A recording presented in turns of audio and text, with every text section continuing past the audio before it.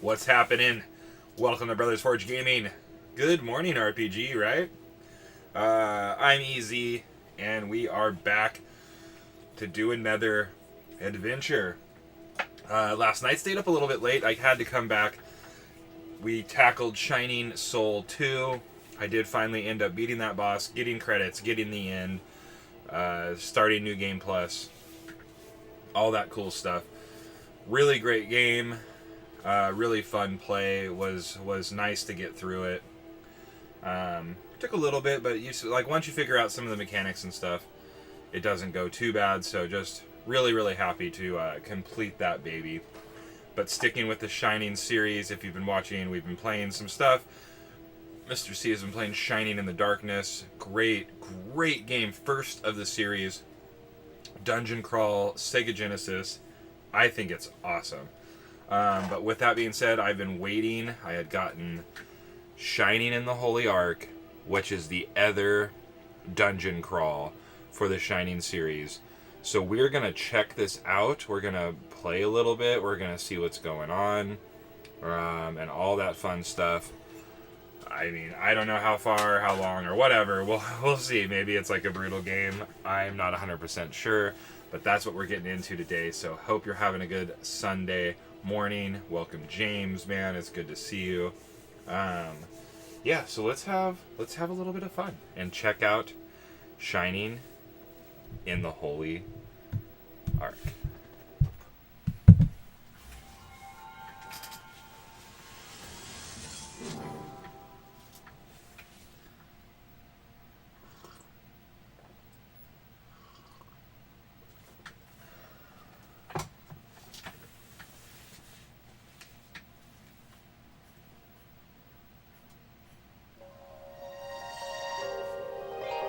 Check our Sonic software planning.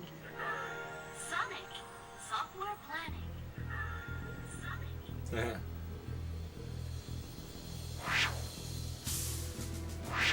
The forever loop. Okay, sounds pretty consistent. The game sound might get a little bit loud. We'll check. I don't know how much sound there is.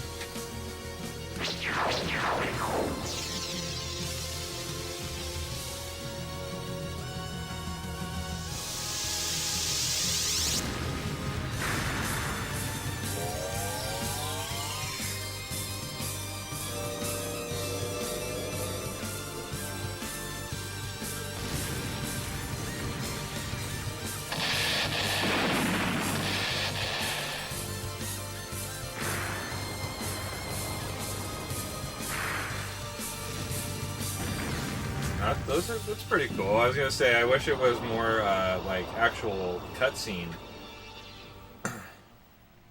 but it's like that, 32-bit, like not necessary. I mean, it is cutscene, but it's like not cutscene at the same time.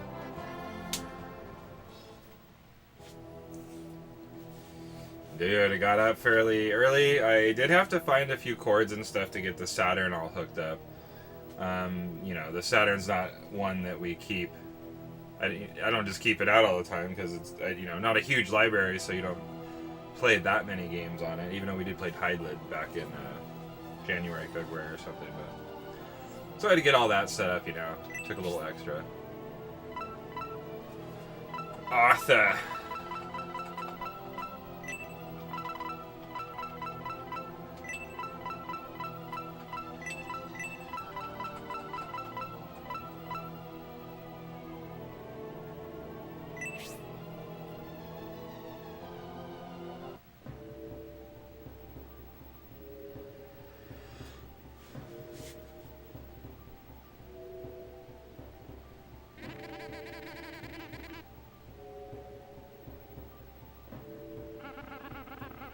I saw him with my own eyes.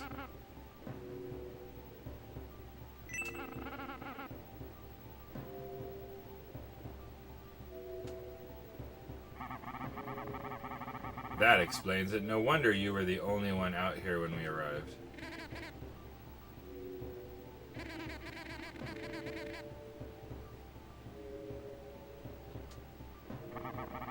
It's been quite a while since the mine... Oh, it's been quite a while since the mine was shut down?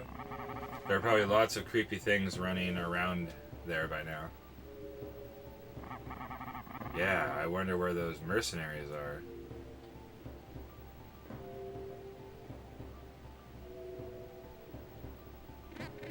Hey, look, over there.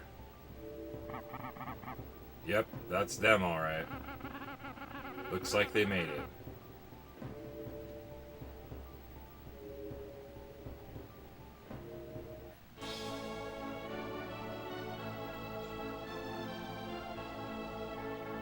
Oh, that's fucking cool.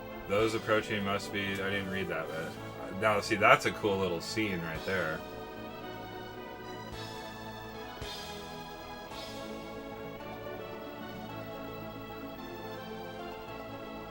He's BFG, a mercenary whose stuff was cool. He's really cool.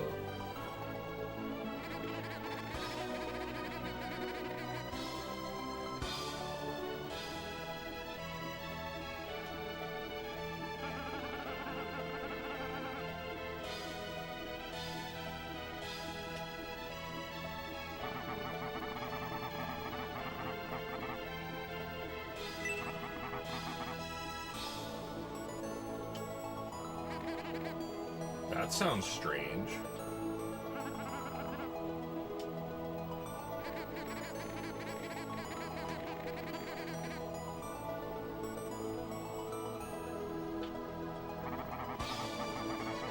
So it is always interesting to think about. I'm trying to think about, I don't know, RPGs of this era, because Nintendo doesn't have a 32-bit system. So, and then I feel like the other 32-bit systems just have such small libraries, they probably don't have a lot of RPGs, but they probably do have like one random RPG, you know, on like 3DO, Jaguar, you know, a couple of those things. There probably is something kind of cool out there that would make it all worthwhile, I guess.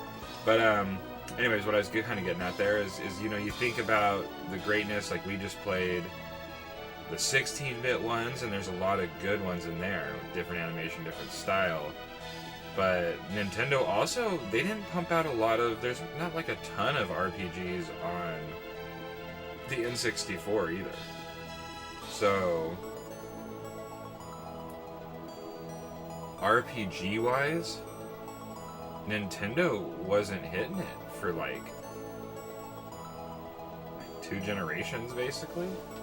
I mean, SNES had a lot, but yeah, no 32-bit stuff, not a ton of 64-bit stuff, and then PlayStation came out and they were knocking out like some of those great disc games, great ones on PlayStation 1 and stuff. So yeah, it's just like interesting to see, because what I'm getting at here is, you know, we have this whole pile of Shining games on the Saturn.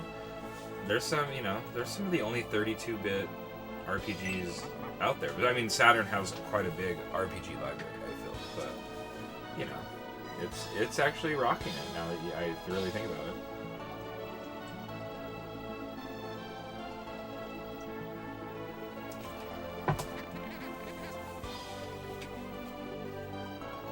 And Dragon Warrior Basso.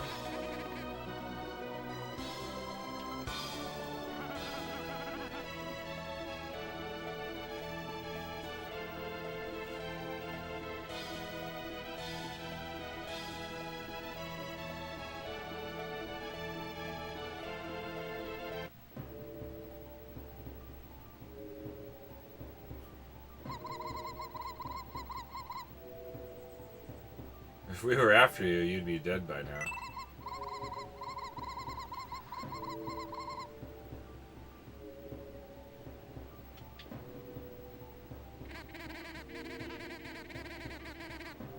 He's gone into hiding.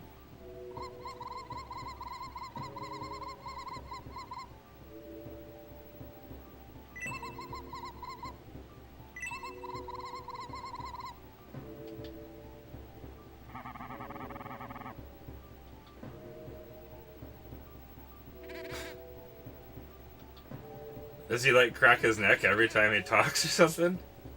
Made me like... God, man, my neck is tight.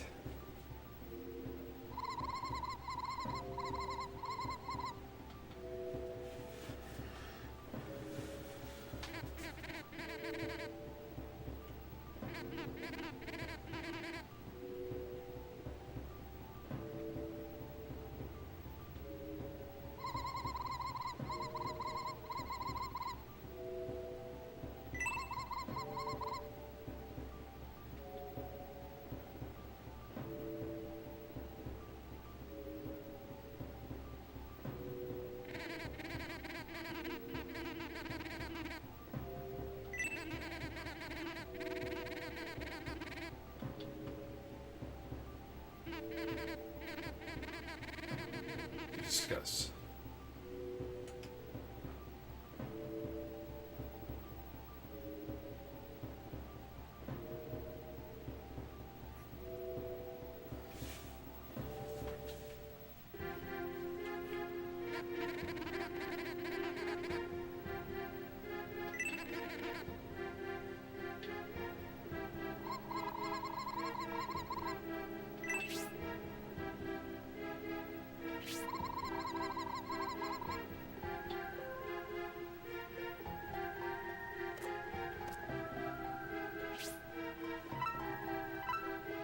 Check.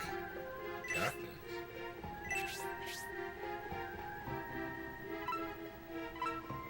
Fuck yeah, dude. This is awesome already. I dig this shit.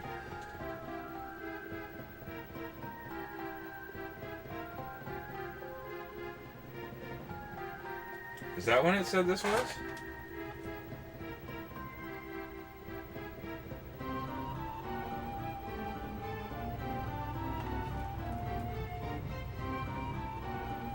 Yeah, 96, 97. You almost forget that the Saturn, I know the Saturn didn't have like a long life, but I feel, for some reason I always think of the Saturn as like a younger, Mr. C had one and I'm trying to think of when we used to go play games on it. Like how old were we? So, customize status commands.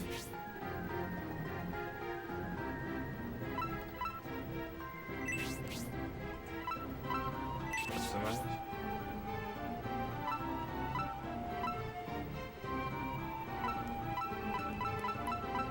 Okay.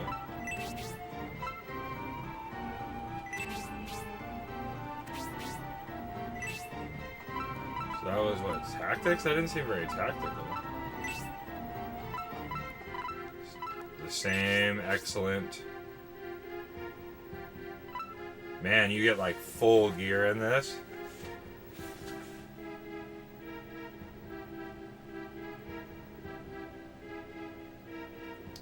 Peaked? Yeah, I know it. I forget when it actually came out. I mean, I feel like it was more like, yeah, like 95, 96. The game actually says 96 on it. But it might not have made it here until 97. It was also one of those systems that was like, there's a lot more games in Japan than here.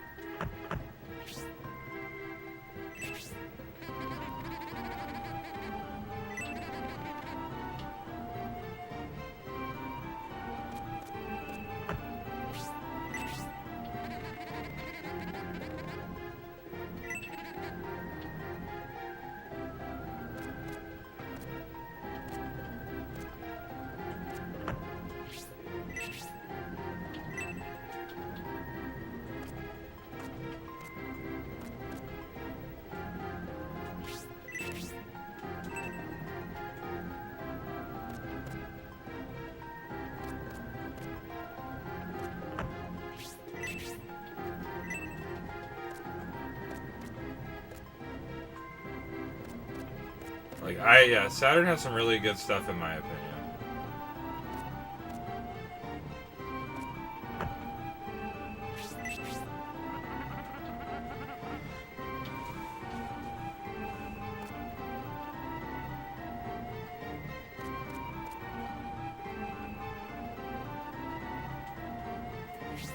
Oh, there is a map. Thank God. Oh, damn.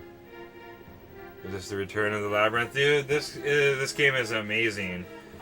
I don't know if you got to see the beginning. I was just kind of talking about it, dude. You can weigh in because you were like the Saturn guy, but Nintendo basically didn't make RPG. They didn't have a 32-bit system.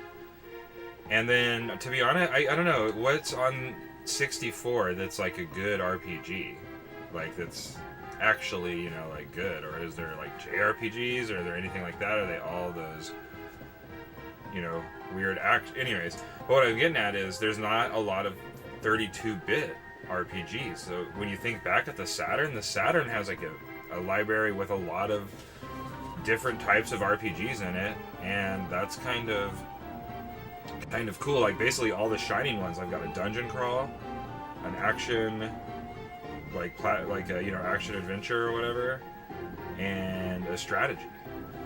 Like that's gonna be really cool. I was just thinking the graphics, it's kind of that like PlayStation 64, but even earlier, like 32-bit, and it's just wild.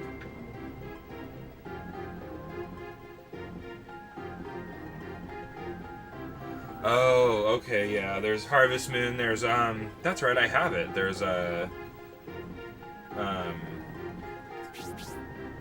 the ogre battle.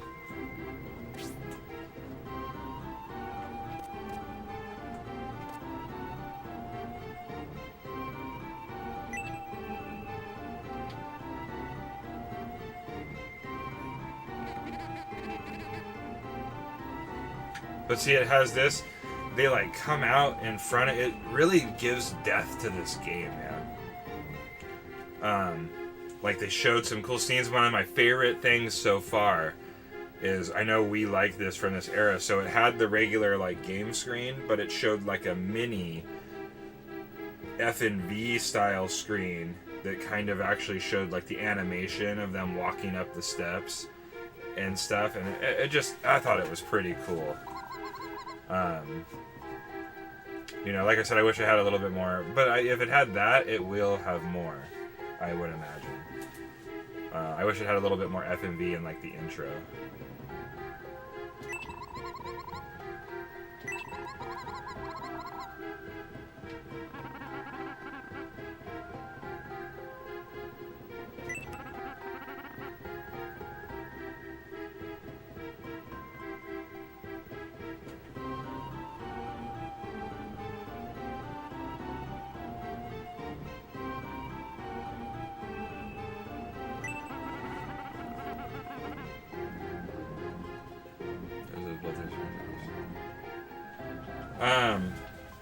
Yeah, I feel like the N64 does have a very, like, Nintendo-y library.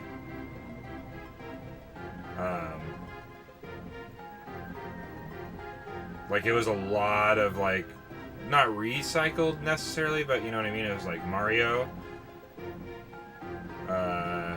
Mario Parties, Mario Kart, you know, Star Fox, Castlevania, Kirby, like,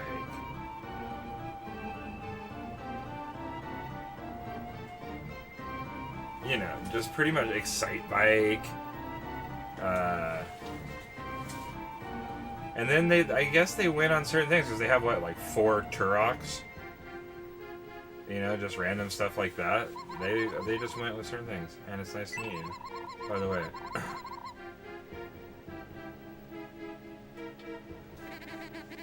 Yeah, that's what I mean. I feel like, well, it was kind of like everybody was doing their own thing. So, you know, the Sega was still around, so it was like they're keeping all their stuff for themselves. And then there was all this stuff riding out of the 32-bit era. So basically, Nintendo had to do everything by themselves while things were failing, you know. Hudson Soft with the TurboGrafx, and just even, yeah, like Atari with the Jaguar, Panasonic with 3DO, that was probably like a lot of resources and company and stuff. And then, you know, people just had those exclusives, so they were like, we're just going to go straight Nintendo. And they must not have reached out, because how did PlayStation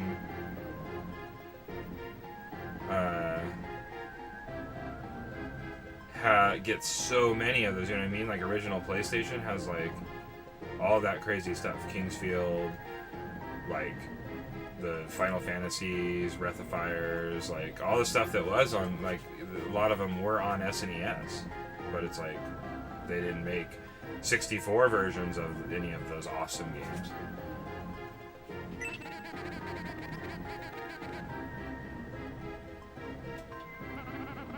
A rat? What a joke.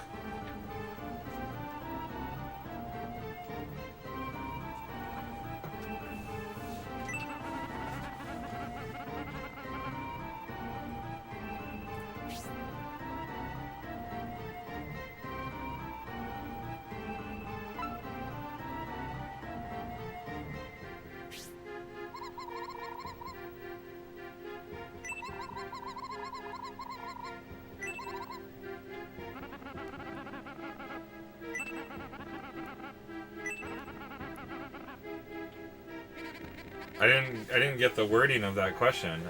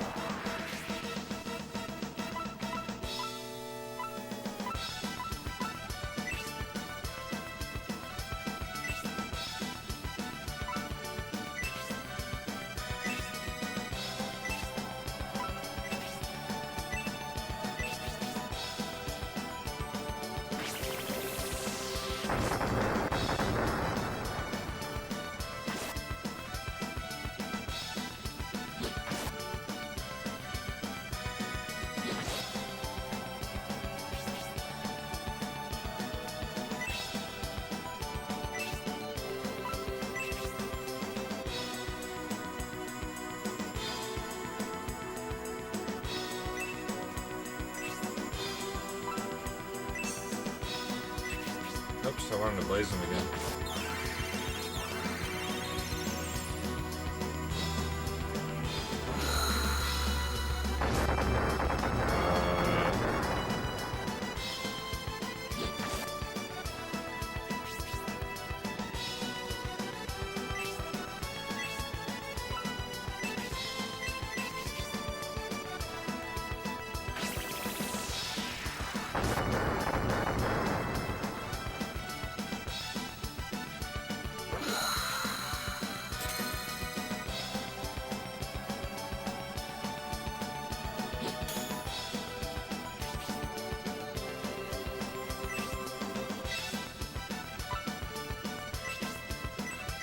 I wish it would,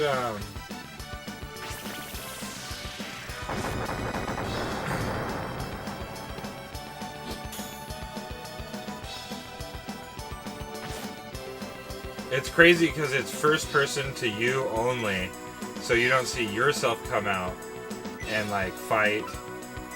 And he actually attacked, like, it came, like, into you. That was kind of crazy.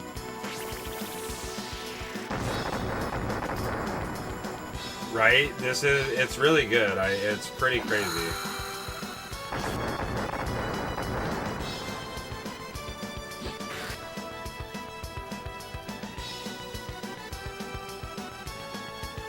Whew, what a disappointment. However, I'm not finished yet. Not until my destiny is fulfilled.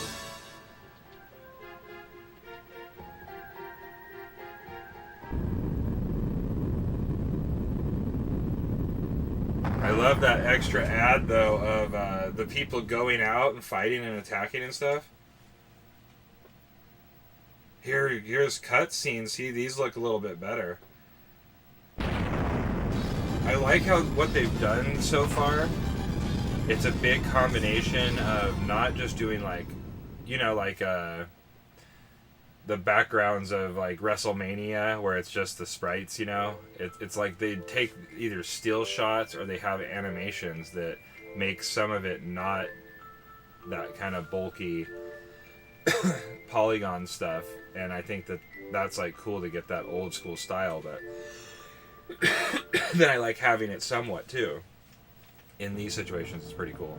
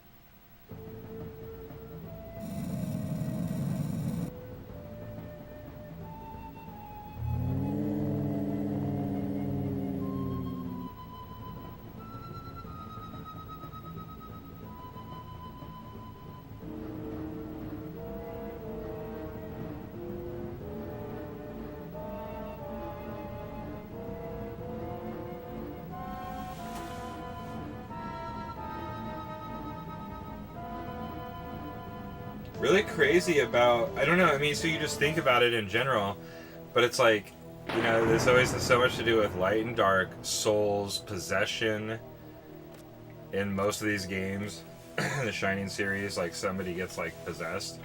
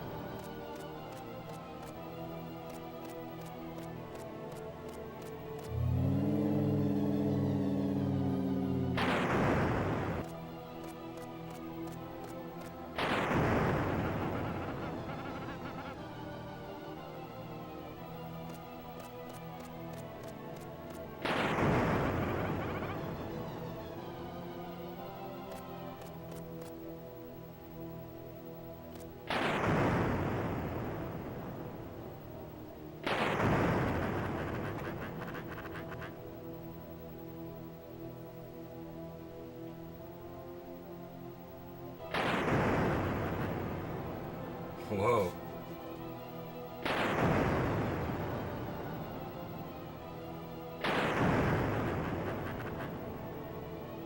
The Thousand-Year Kingdom?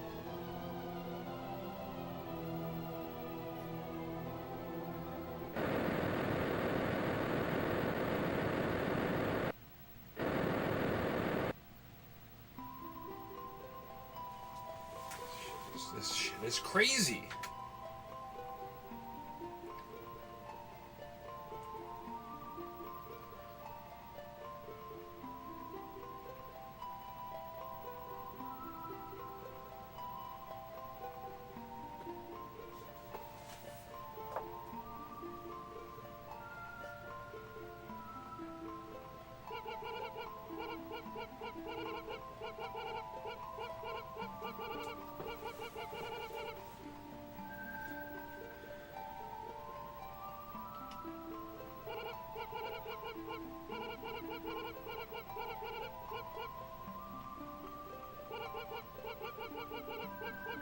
The spirits willed into being by the Creator.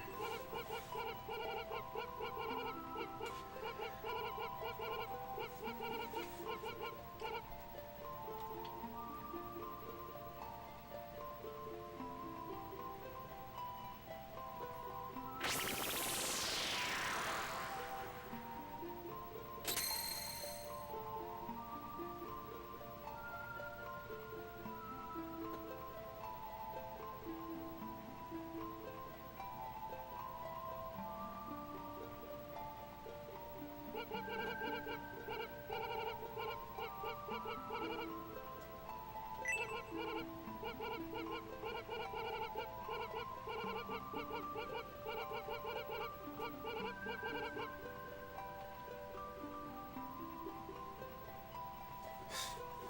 got brain damage.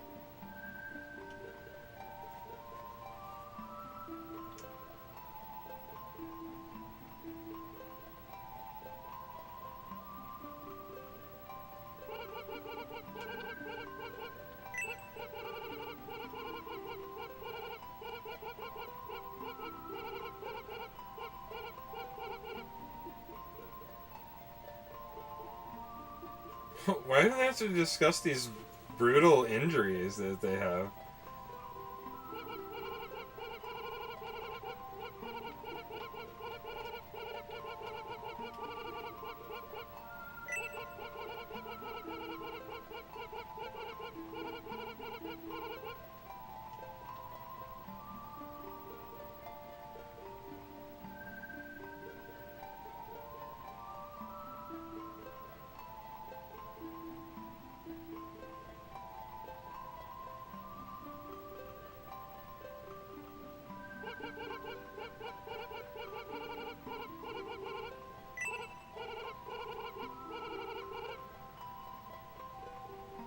So we get like this, we get the bad guy basically turned good, and the healer, but we lose the powerful mage who became like the ultimate bad guy apparently.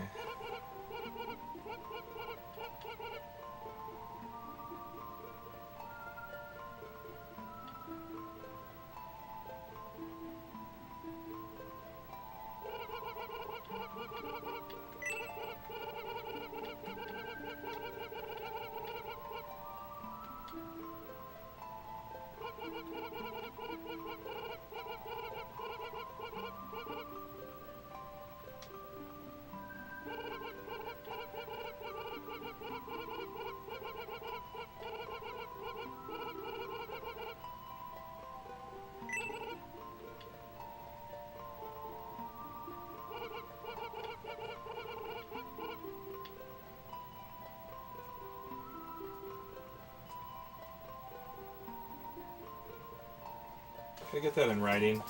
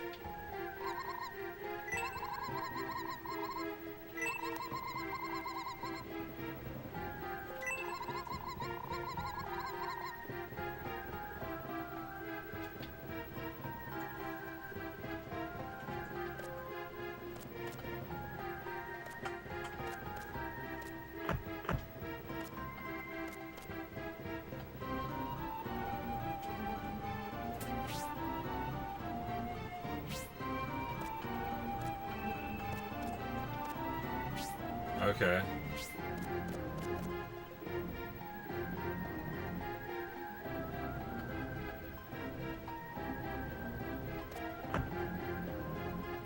Can't go that way.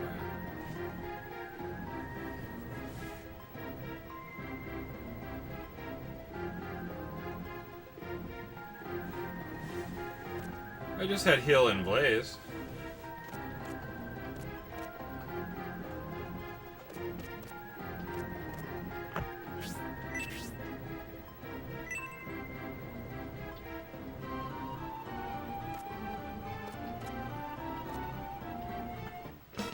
Oh shit.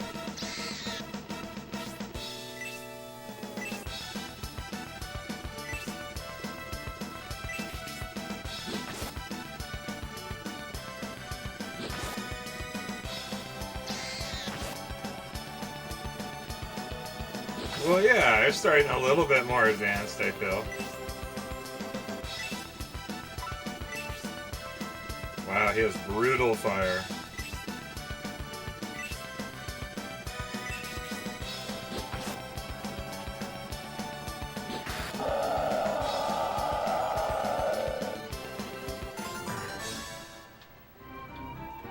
An herb was found.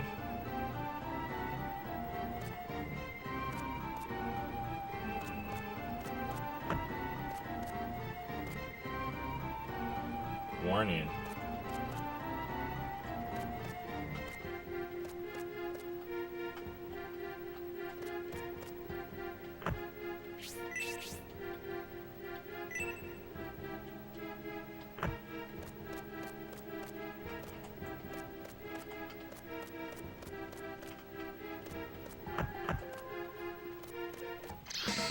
Oh, jeez.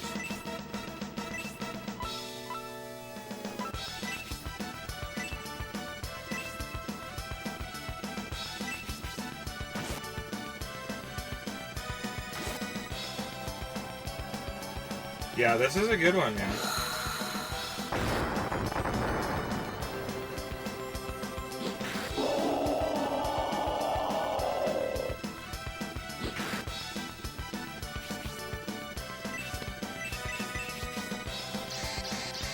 Uh-oh.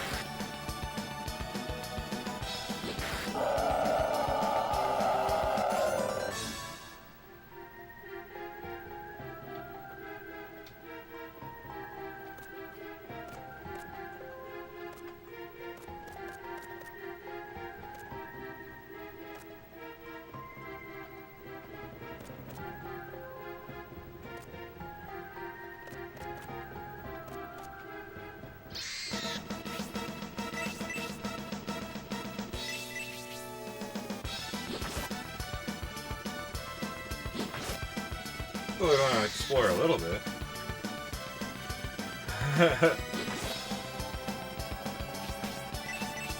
Yeah, we probably don't want to go down there. Or do we? Power attack. I like it.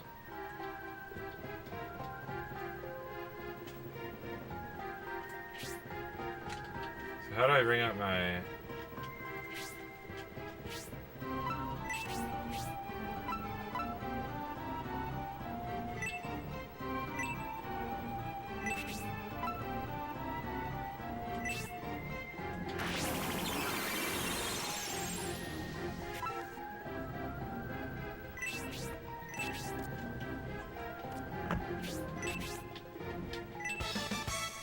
$40 gold coins? Dude, now I gotta go back that other way.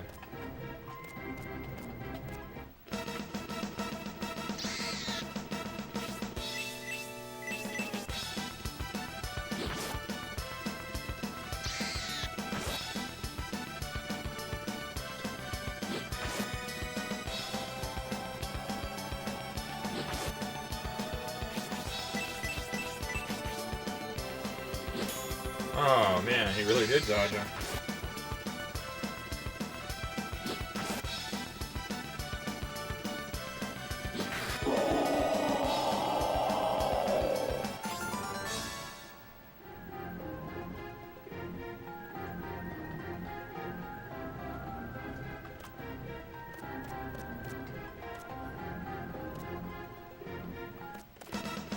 Holy shit.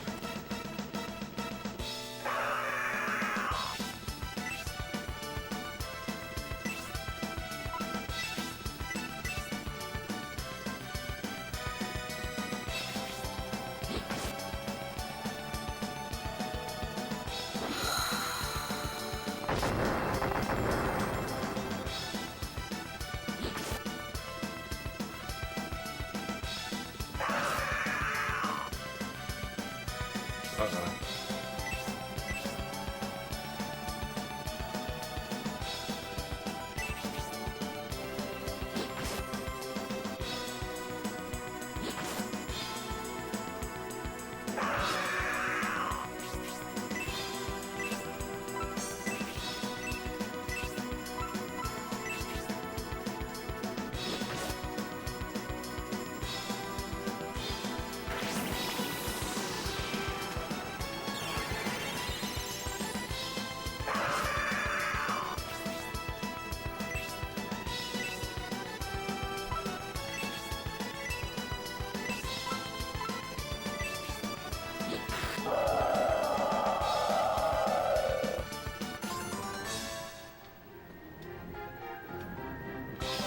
Nice.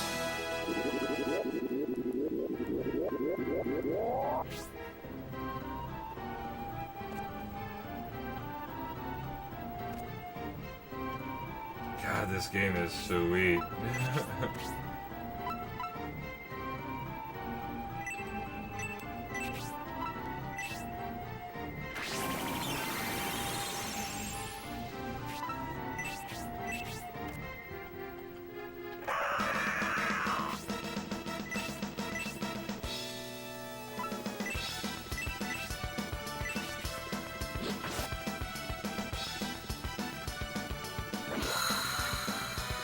Good upgrades. Yeah, that was nice. It gave me like some bit of everything. So it's nice to see you get fully strong, you know.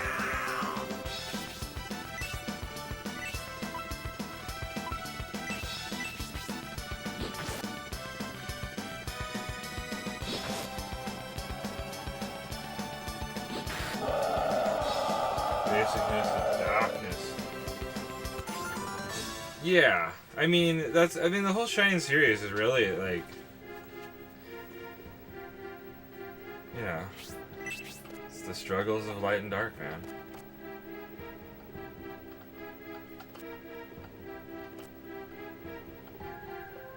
Danger? Now I'm, like, scared. Am I gonna get myself killed?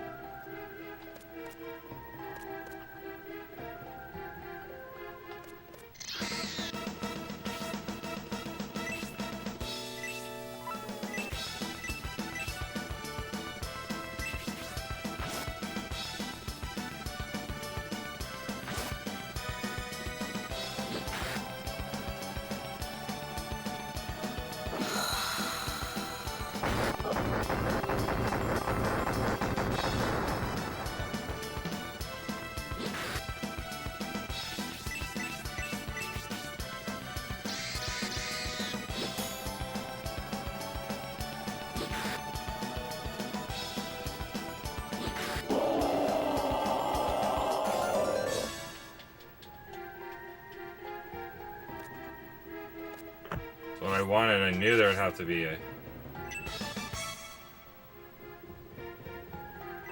iron circlet, dude. What I'm talking about.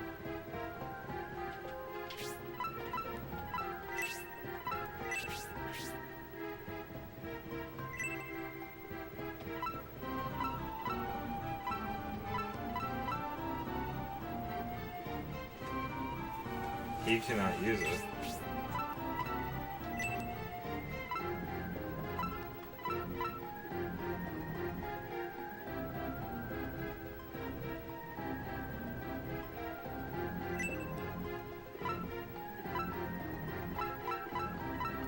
Oh, I have to physically give it.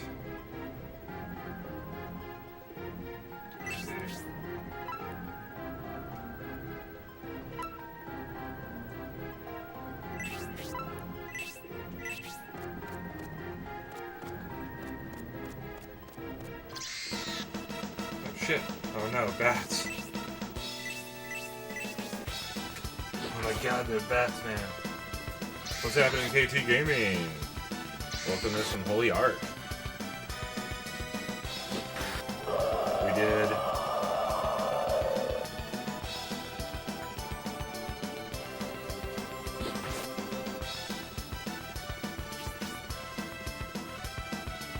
Dude, yeah, we took down Shining Soul too.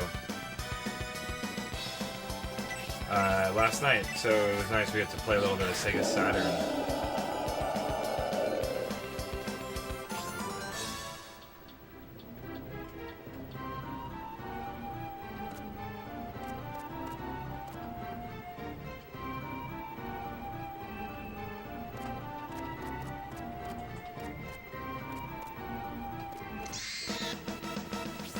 This is supposed to be the exit.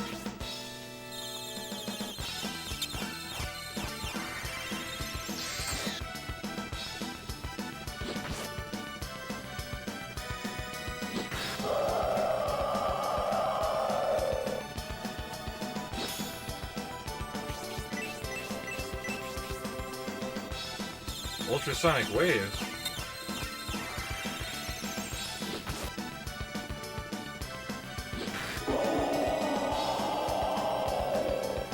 Back, finish my usual Sunday coffee and bagel.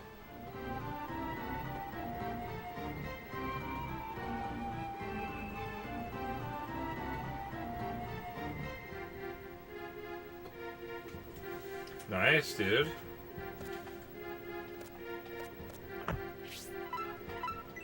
Well, welcome back.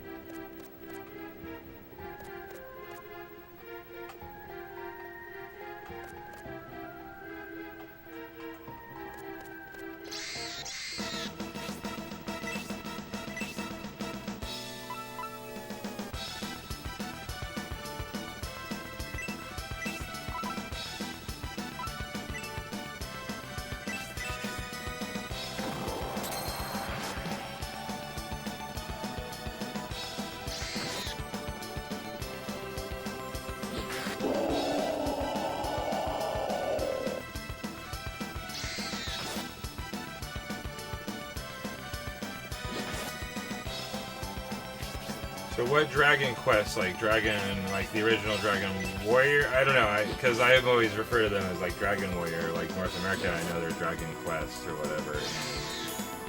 The later series and the original like Japanese version.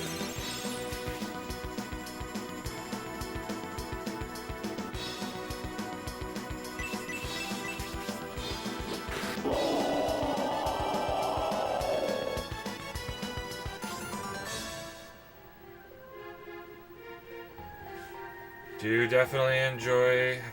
Dragon Warrior was fun to play through. I played through 1 and 2. I need to play through 3 and 4.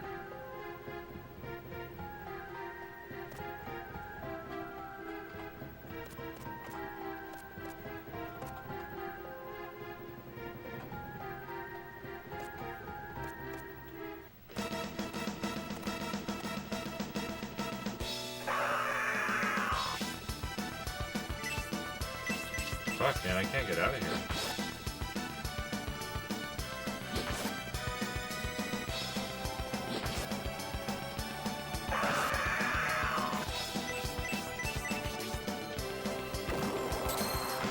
Ooh, power attack.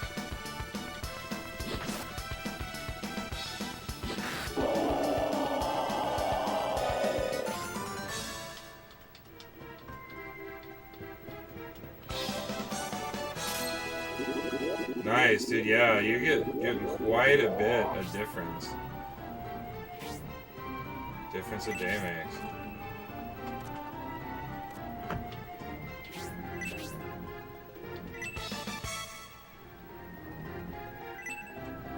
I found the herb.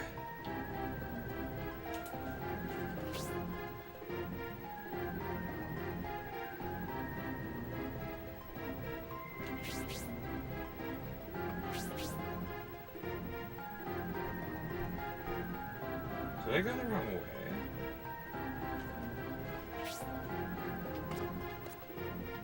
Maybe I just haven't gone this way yet. Okay. Or that other way.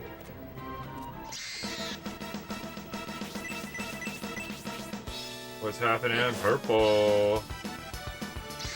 The freaky eye.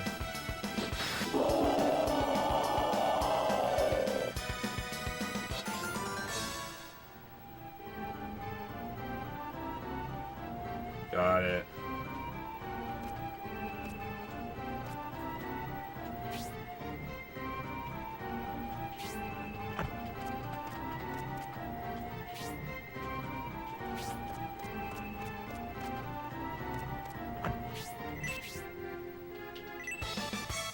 $40 gold.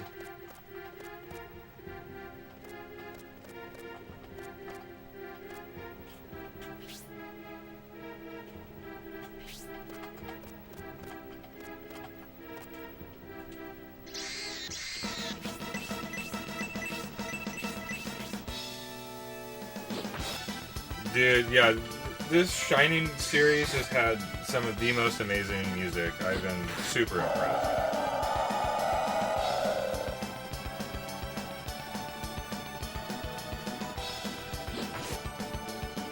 I know the whole overall game gives me a 64 style vibe, but it's cool like to have it on like 32-bit.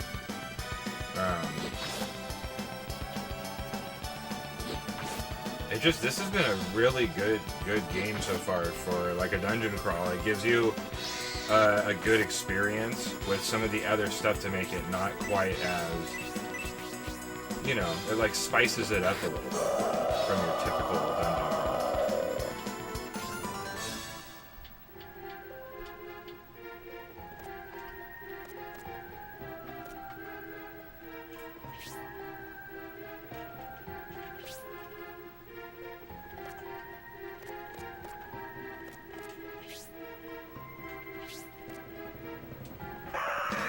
Ah, it's a zombie.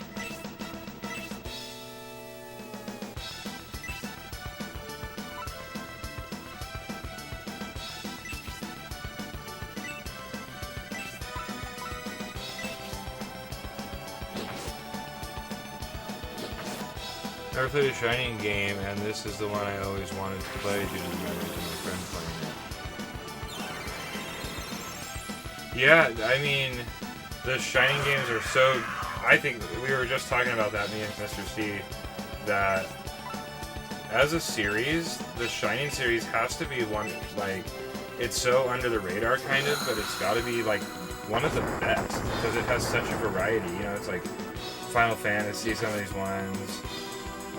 I guess there are like Final Fantasy classics and stuff, but this just, you know, it has dungeon crawls, action platform, you know, strategy RPG, action, like, just such a good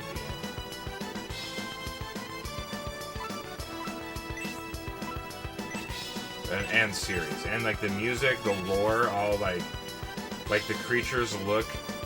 Like, the things from Shining Soul literally brought me back to, like, Shining Force 2, to be honest. Like, the enemies, the look, there was, like, Joker, a bunch of other people, like, I thought that game was very well done.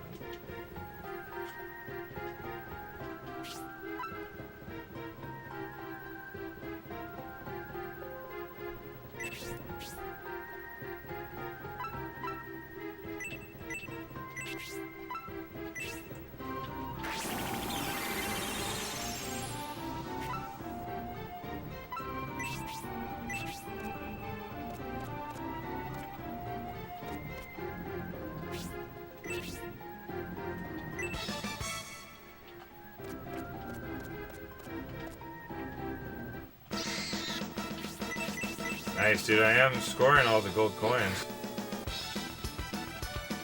This making you want to play Shining in the Darkness, Mr. C?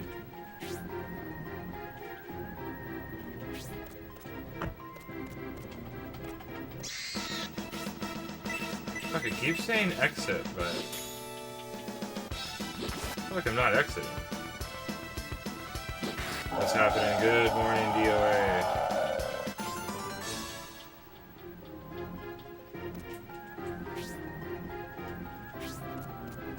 Oh, sweet.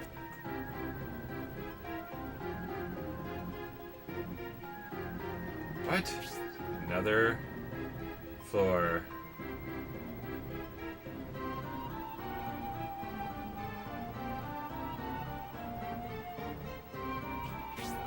Nice.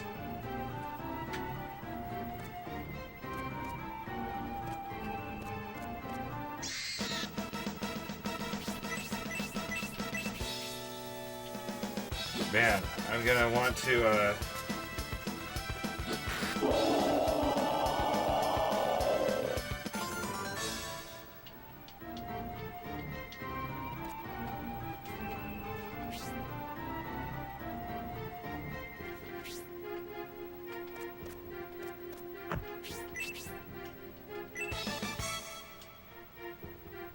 Dude, dig all the gold coins I've been finding, huh?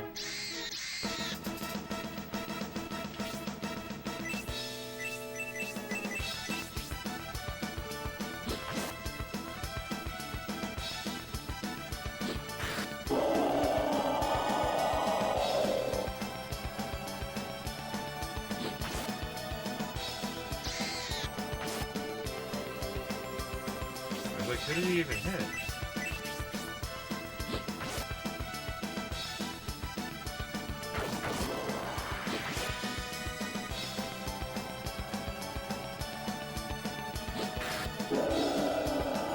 Yeah, man, rocket. Beat the fantasy pants off of him. Nice. Yeah, like 10, like multiple, and then like 1 or 2 of each of those.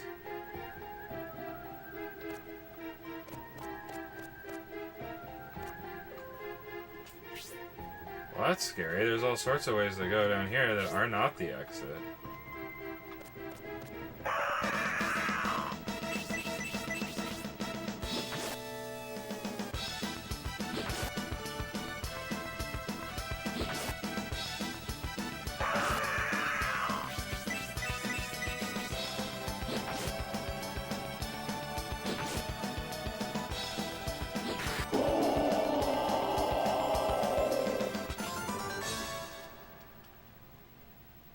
Nice, getting stronger.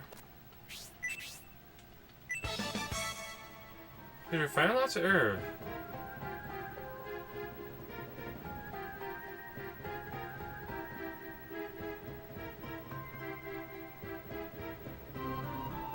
Yeah, they're like, well, just the Shining series alone, there's like a bunch of extra Shining Force 3, like, everything I looked up.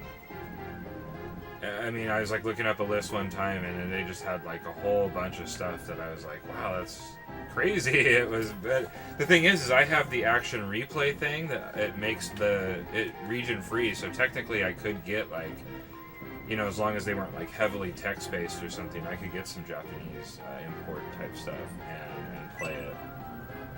So I have thought about going that route, but I gotta like make sure it's not some game that has like a whole bunch of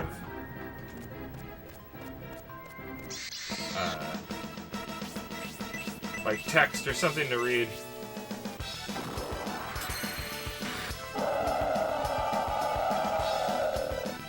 Dude, what else would be cool is like, I can't remember, but I know at some point they changed, like there's even like Sega games where you can put it in, like one of the Olympic games or Winter Games or something like that, you can put it in a whole bunch of like languages.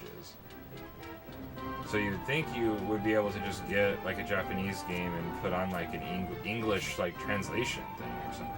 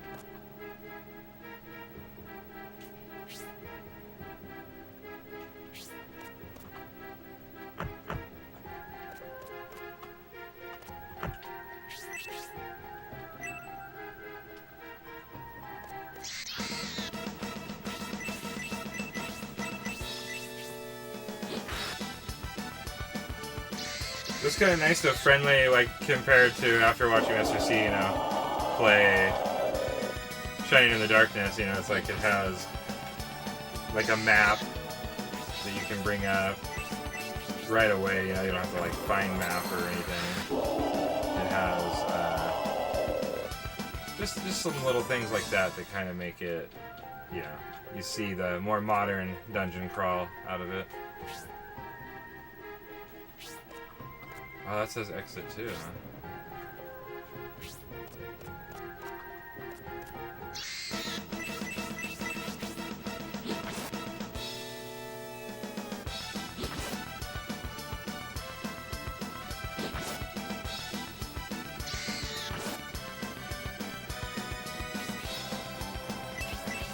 Yeah, they are fun. I mean, I honestly, I'm not a huge fan of, like, the N64 games, but, I mean, maybe at the time, I'm sure that I enjoyed them a lot more, but, like, going back, I have, like, such a hard time with that controller that I don't know, I hate, you know, just, like, the Zelda, the Mario, and some of those, I don't enjoy going back and playing them.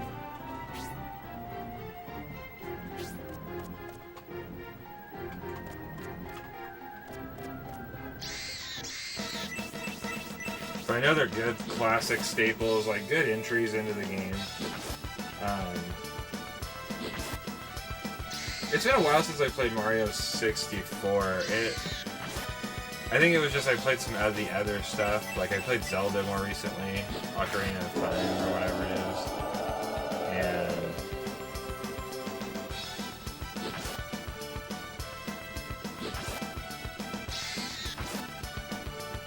is there like a Donkey Kong game? Yeah, like Donkey Kong 64 or something. I don't know, just some of those ones it was just too much. I'm like, I like a 2D platformer.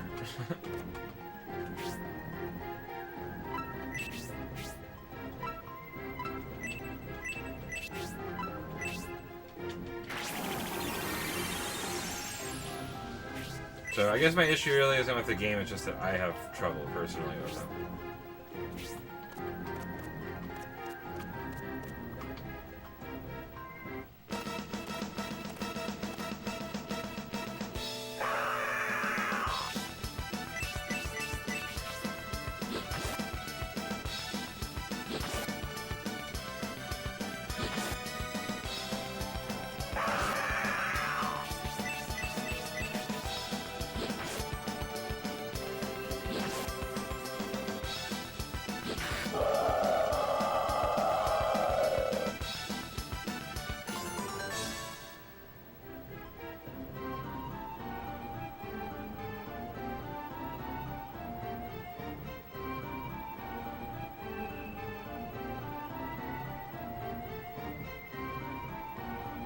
Yeah, I mean, we played a lot of 64. We played a lot of everything. I can tell you exactly what we were playing because we were 96, 97, that era. We were like sophomores, juniors in high school. And we used the N64. We played Star Fox Battle Mode. We played GoldenEye. We played all the wrestling games. We played Kart. Played Mario Party. Pretty much we played like all 4-player games. Like, you know, that's solely what it was for. We had so many of us, we were getting together, we were playing like 4-player co-op everything. Gauntlet Legends was a big one. A lot of people didn't have, you know, there's a better version of Gauntlet on the Dreamcast, but you know, most people had the 64, so we were playing that. But then we all had the PlayStation at that same time too. And, you know, you're playing right from the get-go. Better sports games. Destruction Derby was really fun. Resident Evil. The Final Fantasy VII came out, you know, that was huge. A bunch of other good RPGs that I wasn't really playing, but like Lunar, Ogre Battle, and then they started coming out with some of those kind of first-person like shooters, which really took it by storm. You know, like the original like Call, you know, they weren't like PvP, but like, you know, Call of Duty or whatever they were, Medal of Honor, those type games that became really popular. Like I liked some of those original ones; they were fun. It kind of was like playing Bond, but you know, they looked better, moved faster.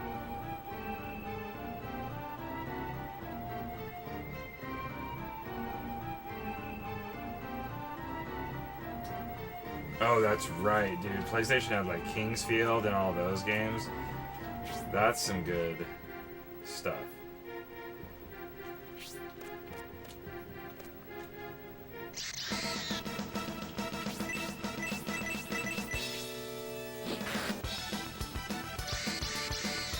I feel like PlayStation had some pretty big worlds and stuff to explore.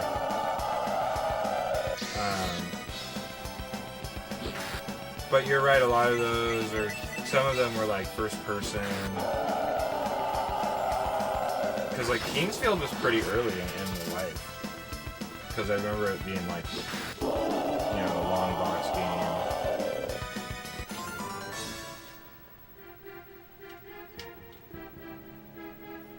Dude, PlayStation has some great, like Clock Tower, Silverload, Resident Evil, Silent Hill.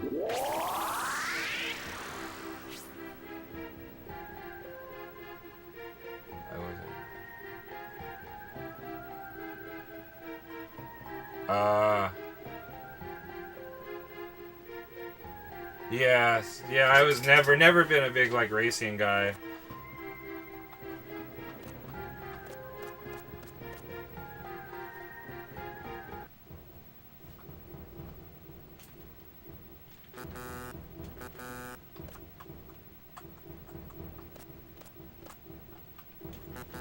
I don't have a map out here? I don't know where the fuck I'm going.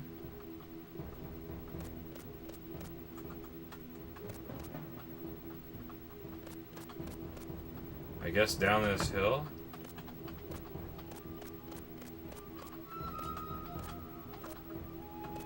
I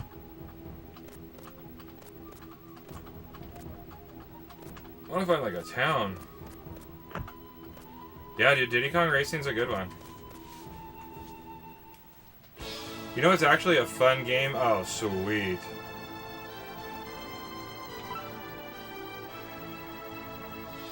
Oh, look at that, dude. Forest of Confusion. Dude, that was pretty cool right there. I like that map.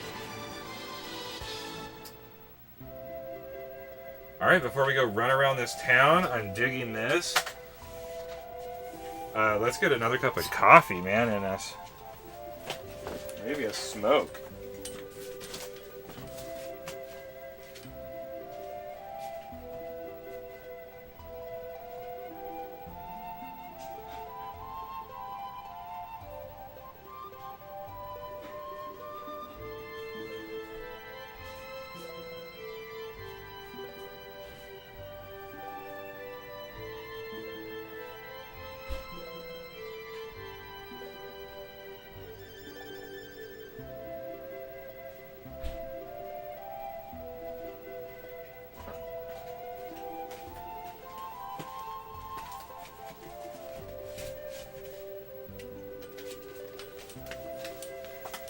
By the way, I missed it. Good morning, Linda. Welcome in. I was chatting too much to James. Forgot to say hello.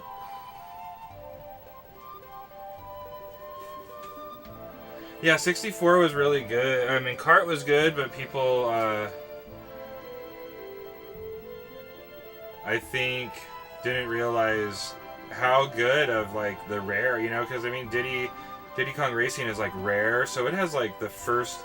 It has like Conquerors in it. It has a couple other game characters in the game, so I thought that was like a really cool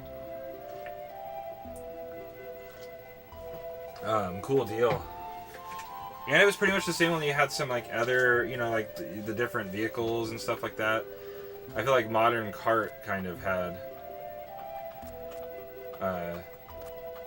some, you know, took some ideas from that.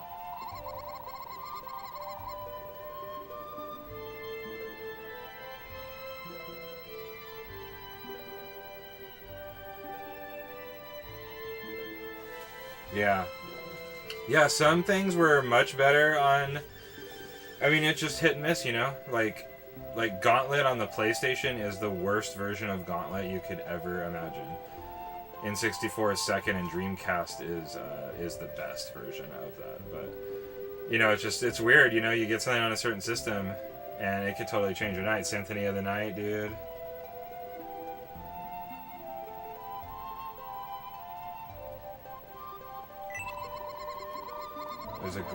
Is another good one, you know. Yeah, dude, the music on this is incredible.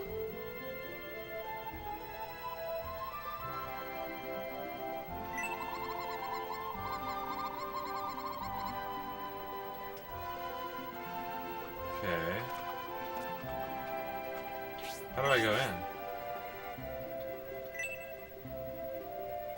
Oh. Let's see.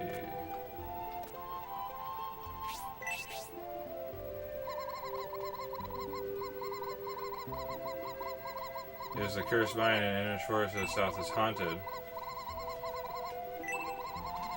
One's cursed, one's haunted, huh?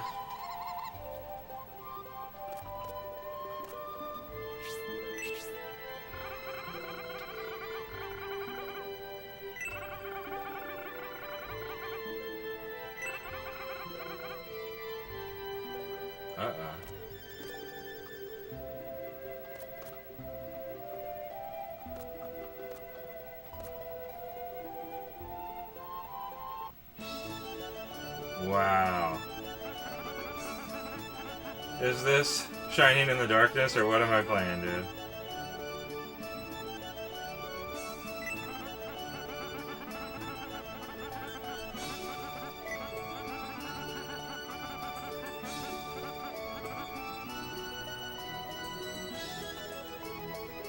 You ring the bell?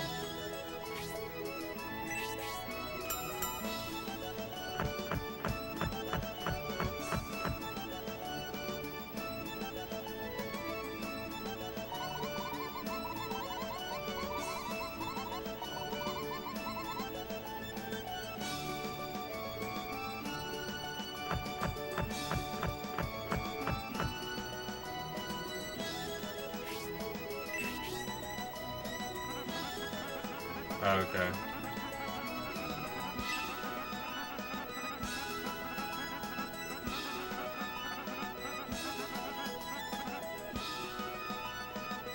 Yeah, I haven't played a lot of the Castlevania 64. I heard it's like okay, but there's a second Castlevania Something of Darkness, and that one's supposed to be pretty good on the 64 actually.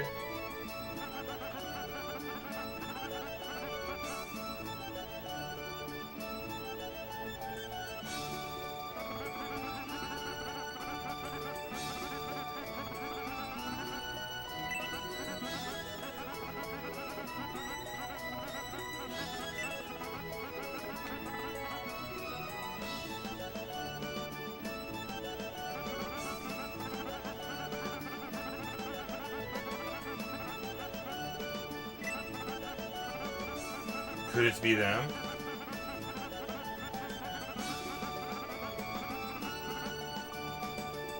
Oh, okay, yeah, I just heard it had some stuff that made it, definitely made it decent.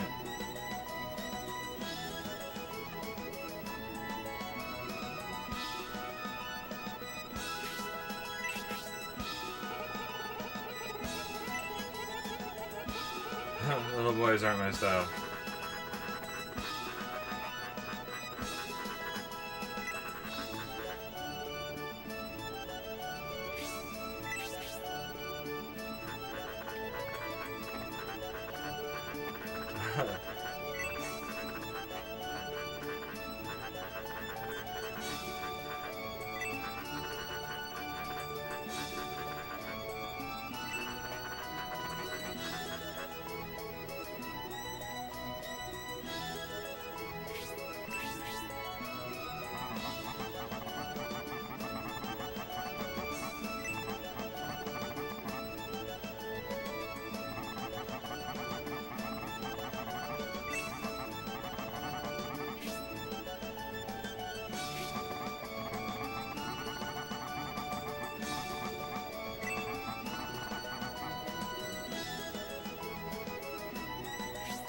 Hans, the archer?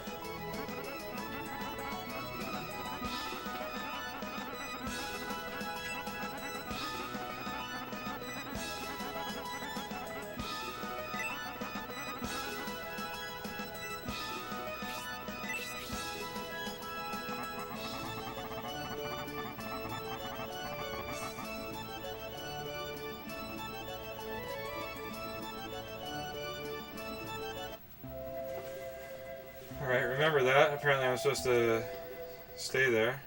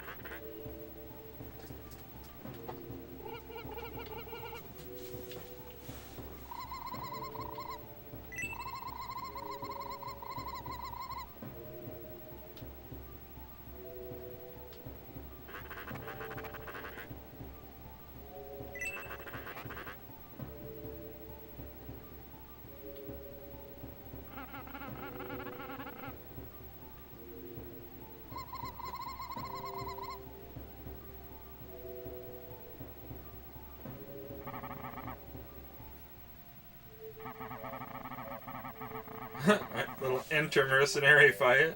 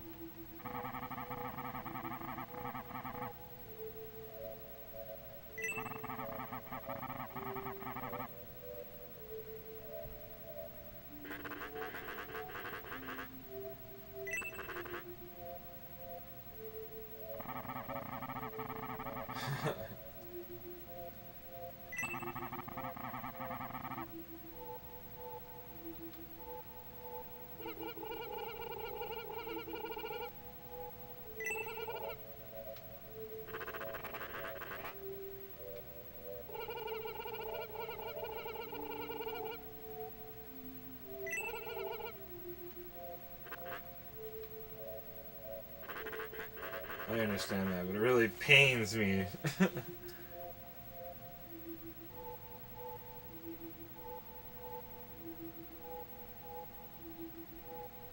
Dude, yeah, this has been excellent. I haven't even done like a whole lot, but it's definitely been a cool like play.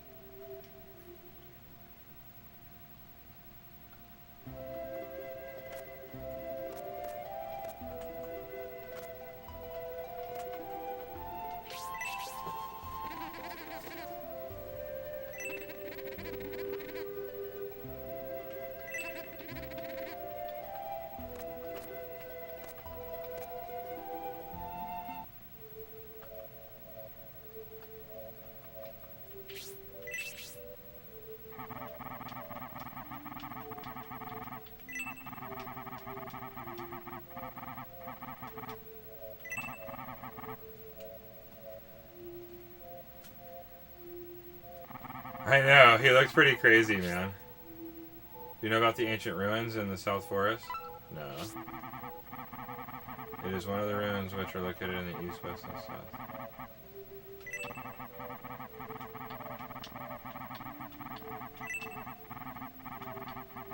With the Tower of Illusion, that would be mighty accomplished. Okie doke.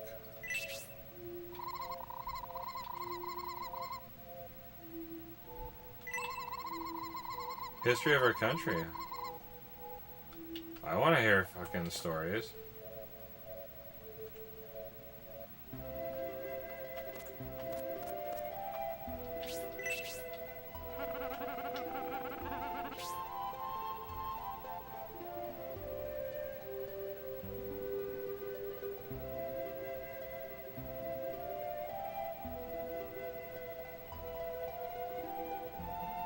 Yeah, dude, it's really nice to see, yeah,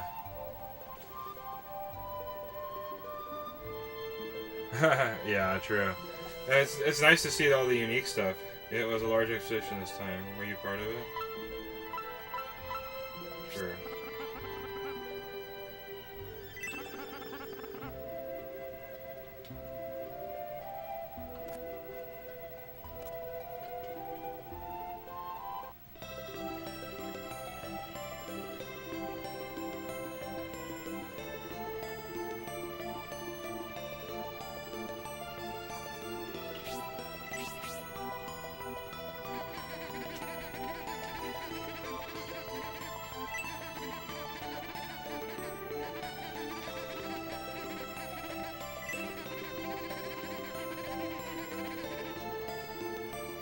Okay, so I gotta go to some sort of graveyard.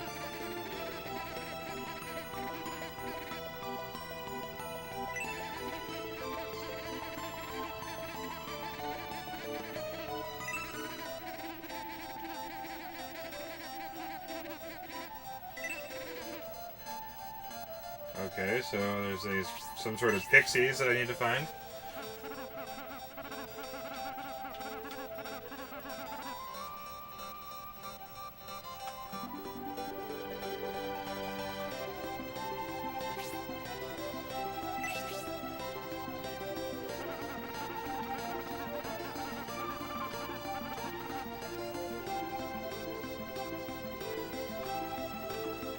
How do I...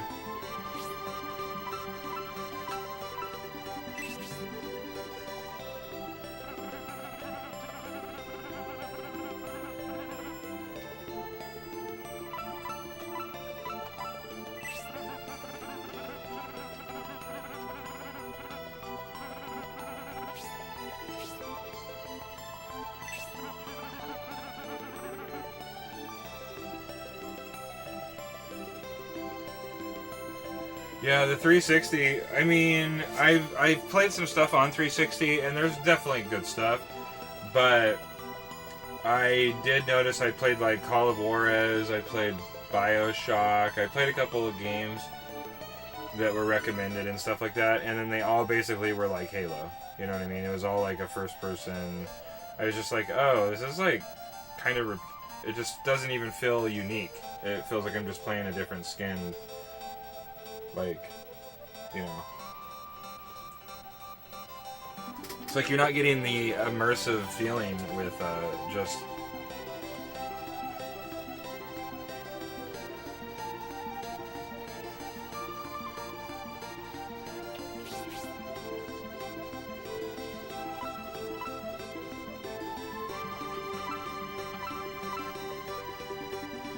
Middle sword, bronze staff. I don't know what I fucking have.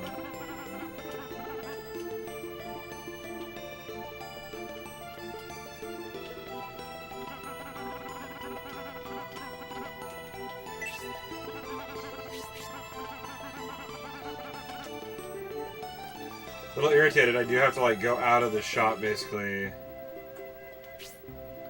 to like check at my items. So a short sword, I could get that better.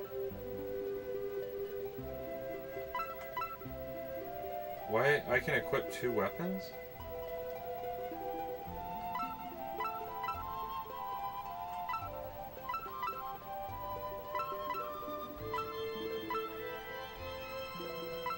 That's under an accessory. Is that like, can I throw it or something? Am I missing?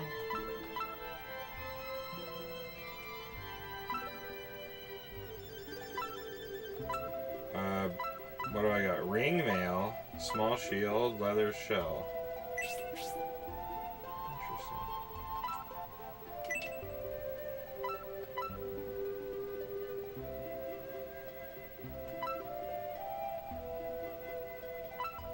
Robe, staff,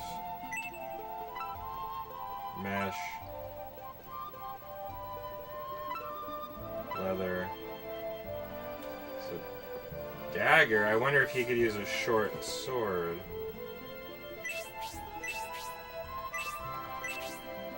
Alright, now let's go buy a weapon.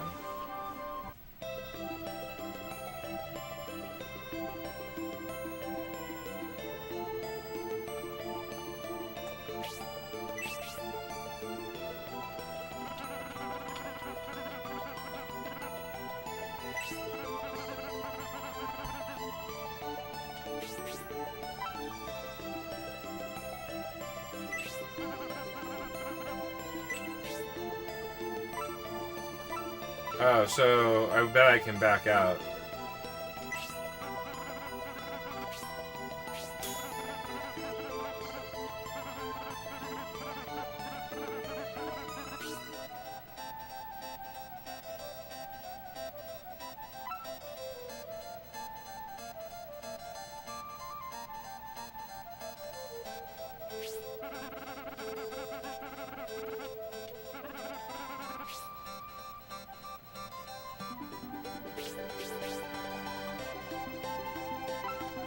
Oh.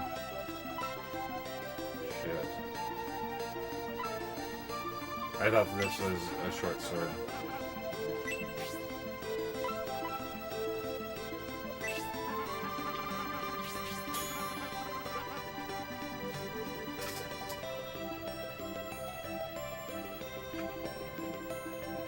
But not for many years. Undecided.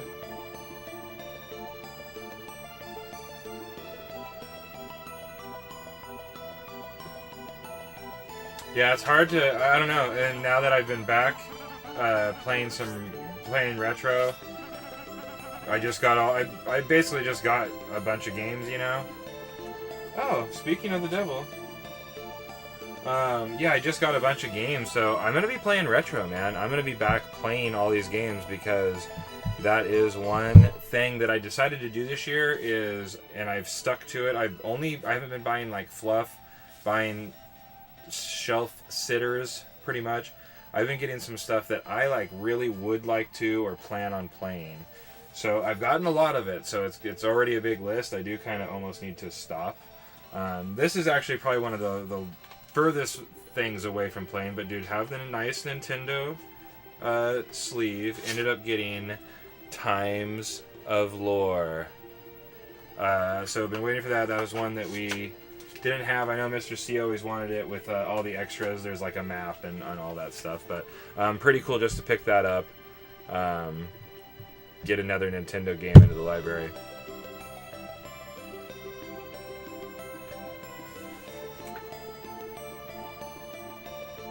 Do you want anything else? I guess I might as well buy the bronze staff.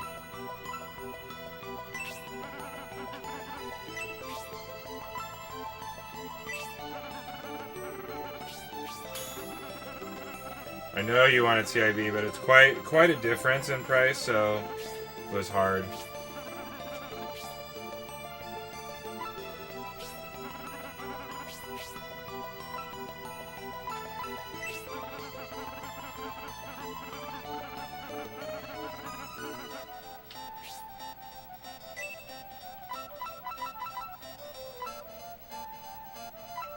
Why does that have an E by it?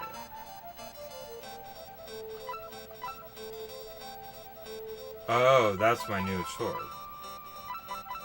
I see.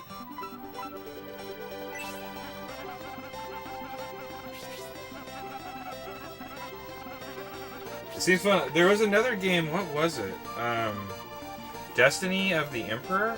I think you might have that. It's not really expensive, but I didn't realize it was made by Capcom, so it made me wonder what kind of game it was.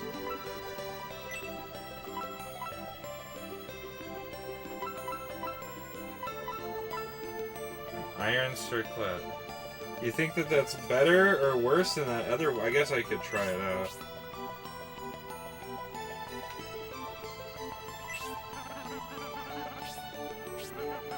What's happening? Scrambles. My game collection is maybe a third of what you had behind you.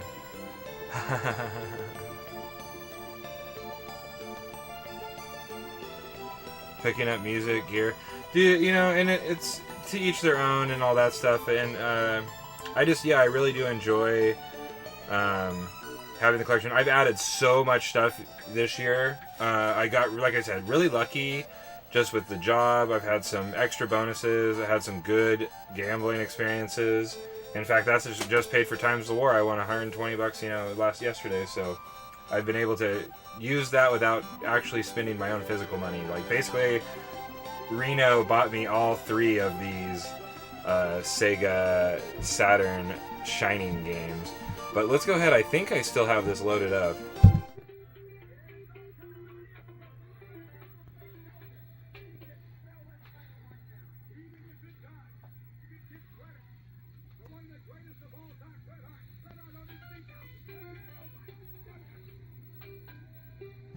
And realistically, I think I probably somehow, since taking that video, I was like not supposed to be getting that much stuff, and I've added like 50 more games, like really like good stuff too. Like I said, all like Shining Ark, Shining Wisdom, Shining Force 3, Shining Force CD,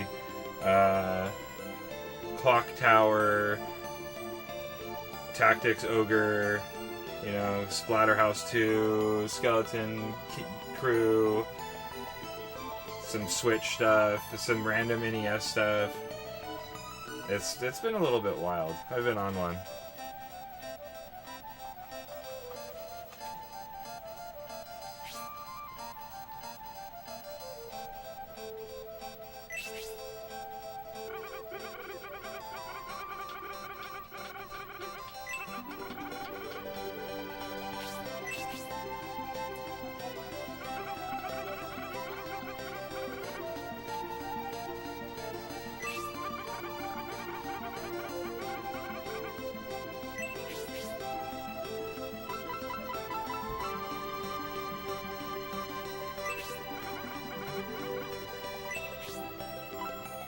Okay, so that is better, but I have one, so I can trade that over. I don't need to buy this one.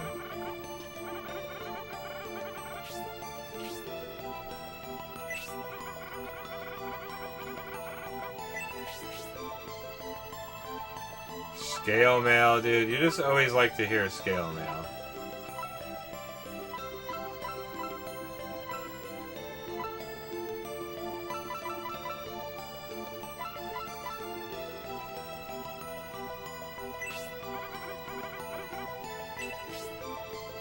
Yeah, you know, I want that scale mail, baby.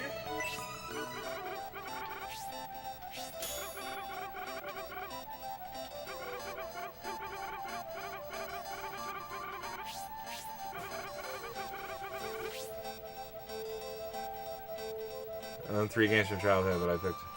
Yeah, I mean, it's tough. Don't sell your childhood games, you'll regret it. What's happening, Jolly?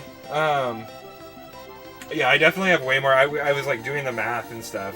Me and Mr. C were talking about it, and there's like 3,000 games. I was like, even if I played a game every single day of every year, it would take me like what, 5, 6? I don't know. It would take me multiple years to play everything that I had. So, I really had that. That was like a hard. I'm like, wow, you know, there's a lot of stuff that I needed to get away from, and that was buying, you know, going to thrift stores, buying like 3, 4, 5, you know, $10 games, PlayStation 2, Wii, Xbox, all that stuff, because they're $1, you know, and it's like, I don't need to buy every one of those, because it's like, I just throw them on a shelf.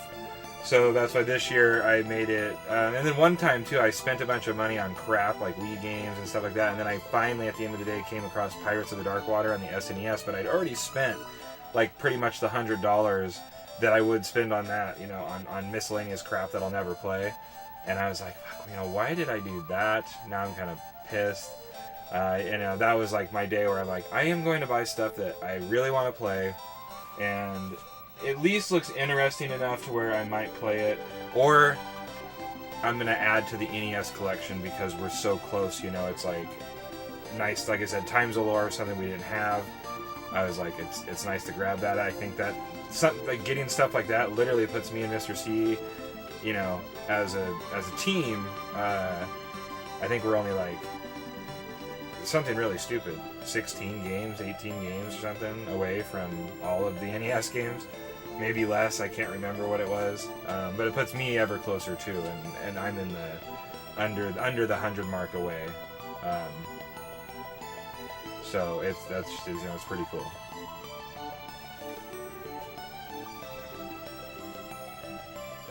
Are you looking for something else? Yes.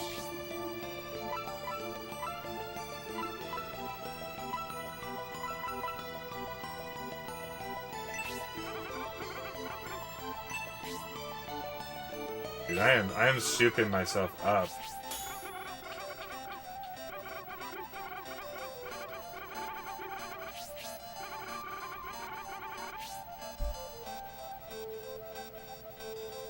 Are you looking for something else? Nah, I think that's good for now. So I had a whole bunch of herbs. I should pass some of those out. I guess I should have got that other guy armor. It's okay. See how I do this. Is there... Oh, okay, give. I like that you can hold fucking some inventory. A lot of these games, you couldn't hold anything.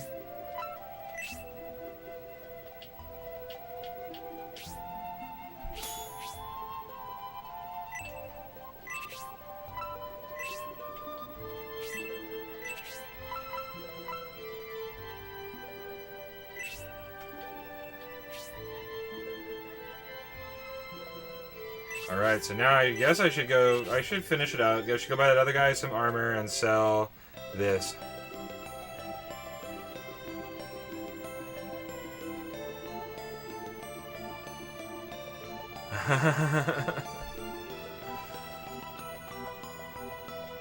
Dude, people in this game are classically unfazed.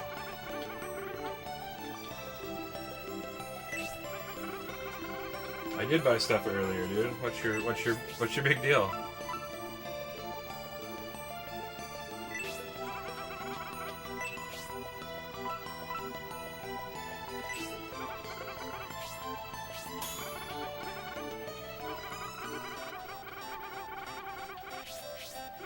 Alright, we're gonna go grind the forest. What's cool is we could technically go grind...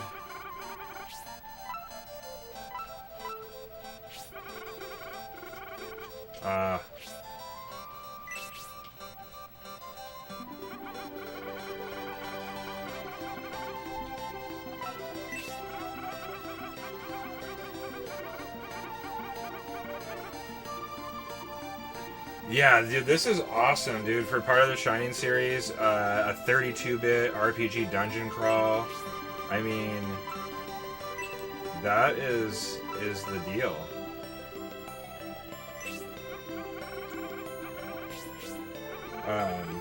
It's really cool, and like I said, in the beginning, it hasn't had much of it, but it actually had. Thank you. Do you want to sell something else? It did little FMV style cutscenes, like the one where it comes up as a smaller box. And did live play. It had one that was like still shots, and it looked more of like a traditional like 16-bit, you know, the 32-bit animation like pictures, and then it has like the cool. And this actually looks pretty good. Like this looks like, you know, at least PlayStation good. My first dungeon crawler ever. Dude, you keep hearing orcs and elves. That would be. Saturn was lacked of games apart from knowledge. Actually, we were just talking about that. I mean, I know the Saturn library isn't super huge, but it actually has like quite a few RPGs, and we were just saying there isn't another system that was pumping out 32-bit RPGs really. There is no Nintendo 32-bit system. You know, there's 3DO. Jaguar, and you know, whatever, Philips CDI maybe or something like that. So they're Neo Geo or I don't know any of that stuff, but I feel like there wasn't heavy RPGs on that. So this is where you were getting. So Shining Force 3, Albert Odyssey, Shining Wisdom, Panzer Dragoon. You know, just some different stuff on here. That's like, oh wow, you know, you forget that it's like that you know, the systems just didn't really have it. The 2D ones are, dude, I mean, they don't need to be 3D. I mean, I prefer like just some of the 2D stuff. You know, like the 16-bit really hammered such good RPGs that I would have just liked some souped up versions of that, which I think Shining Force is going to be. Like, you know what I mean? It's just going to be the best version of, like, the Shining Force game. So I am so excited to play that one. That is the one.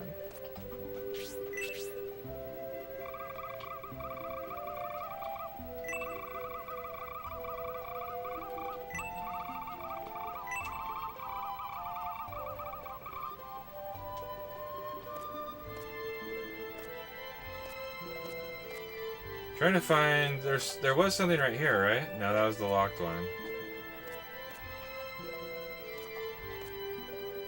So that was the one I just came from, right? So what was this thing?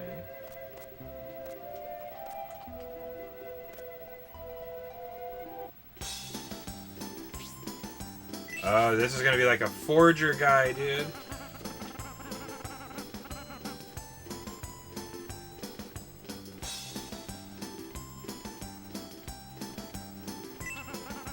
That's what I mean, you know, PlayStation's 64-bit, and it you know, went to... It was ramped up, you know, it could really hold some great stuff. Like, PS1 has, like, great RPGs all over the board. It has Vandal Hearts, Tactics Ogre, Final Fantasy Tactics for strategy lovers. Those ones are amazing, I think. It's got real-time strategy. Saturn has a little bit of real-time strategy, but you know, it's great real-time strategy games. It had all those JRPGs, Breath of Fires, you know, Dragon Quests. It had action RPGs. It had like what, Lunar, Ark the Lad Collection. So much good stuff. Wild Arms, all that. Man, it's good. Steam Mercenaries around these parts.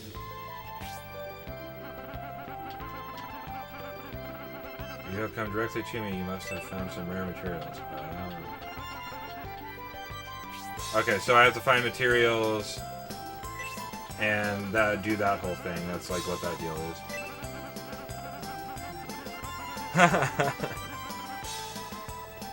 Also a bit like Daggerfall. Yeah, dude. Huge Elder Scrolls fan. Yeah, no, it has a lot of I don't know. It just has a lot of classic look in it. Kind of funny too because it has yeah, can I save just anywhere?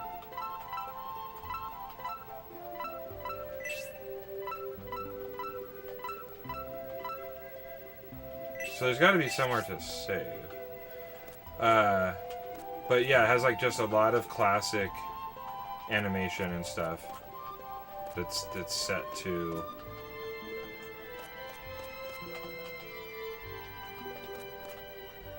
you know, just set to the series, set to the rest of the game. So far this has just been fantastic.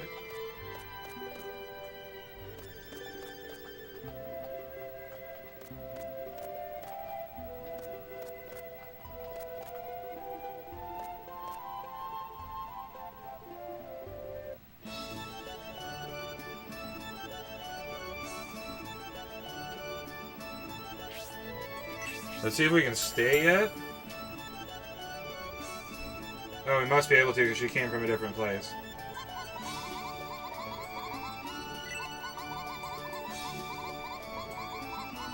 Damn.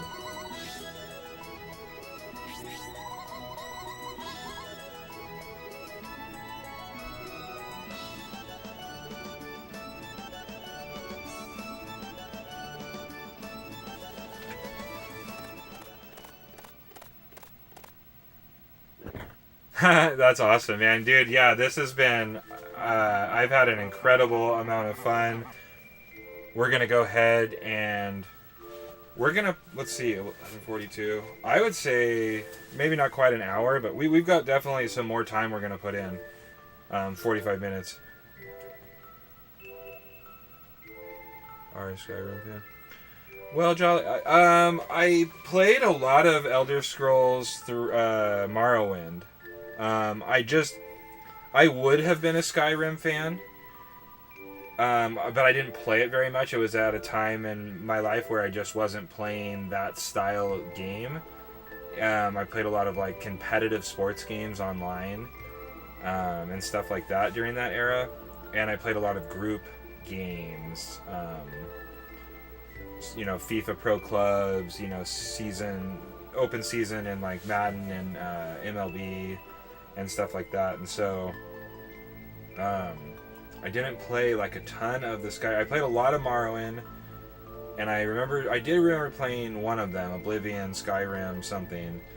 But it's like I didn't, you know, but I do really enjoy the games, the lore. I did play a shit ton, like multiple months. I was a guild leader for ESO, Elder Scrolls Online. I played the crap out of that game. I was high-end, high-level, decked out, played it every day for a year or two or something. From like the starting day too. But yeah, you know, so I know that they are good, and I think that those are great games. That's like my style. I love the very slow, like you can build every skill, so you can pick one type of character, but you can go and sit and just sneak around and increase your sneak, and you know, things like that. It's just, I always thought that was like great.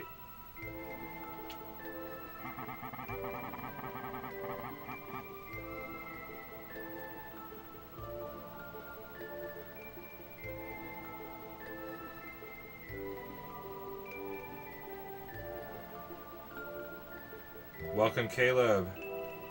Yeah, I feel like they do that sometimes. I know that they put a lot into Elder Scrolls Online because they're getting so many microtransactions off that. People are buying fucking brown bears, black bears, polar bears, and they don't do shit. You know, $15 a bear. I don't know. That's just all I remember from a few years back. I mean, it's been years since I played it, and that game's still going strong. It's been probably like, fuck, man, 10. I don't know. That's been a lot of years.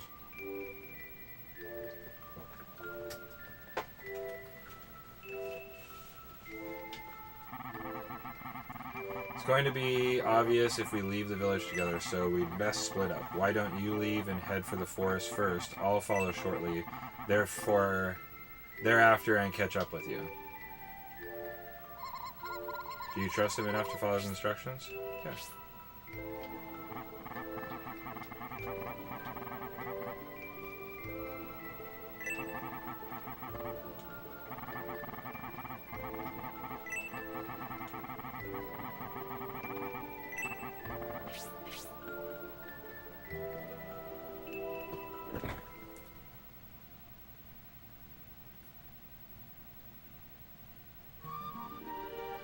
Yes. To be honest, for Polygon, whatever, I think it's some of the best versions of that stuff. Like, the sprites of them are, like, amazing. I'm pretty much blown away.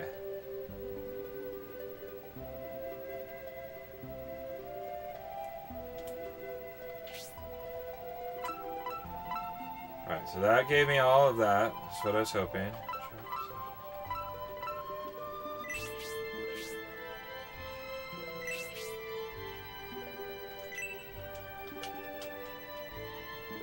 Oh wow, you can like look.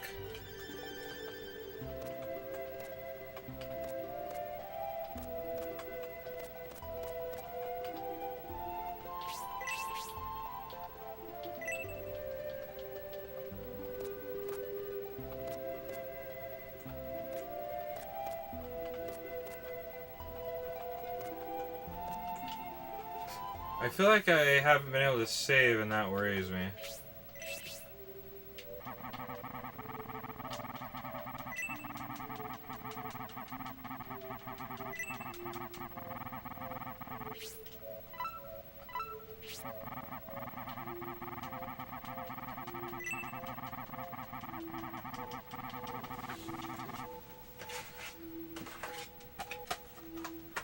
Well, we got the game complete.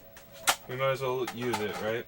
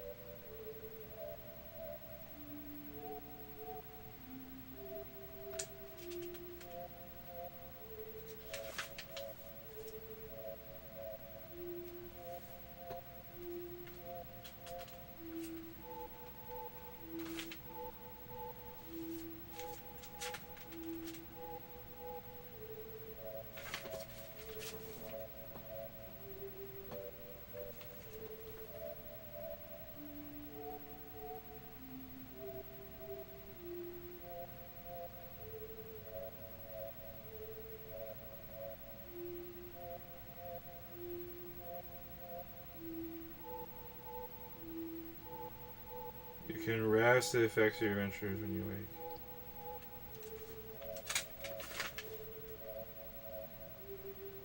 Record. Housework. Most important site in any village is the church. Oh.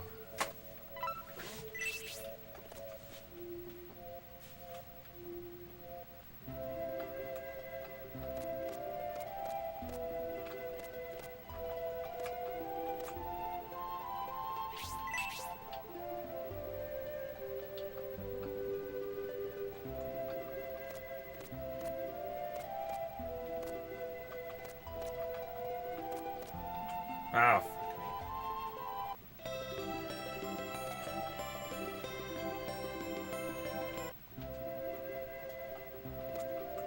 that's what I'm saying. So I can't go right there. Maybe over here? Church. Okay, so you actually have to go to like a different place to get to the church. Of course, church is where you save.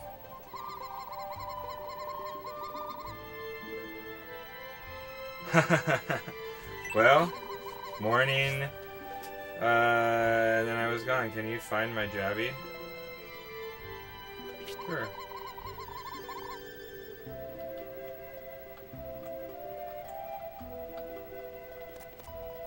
Sure, I'll find your Jabby.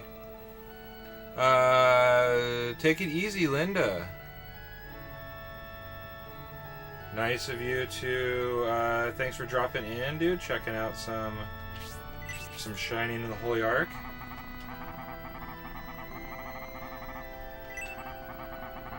From Black and the Sun vanished.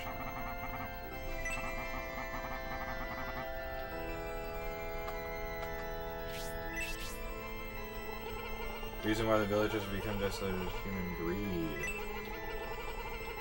So you just get a little bit of... I wonder if they change what they say.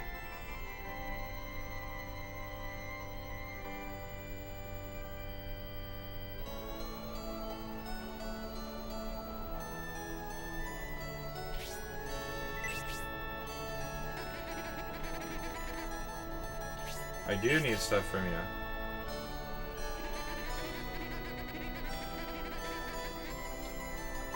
Revive, cure, change class. So, man, basically, yeah, all your classic stuff.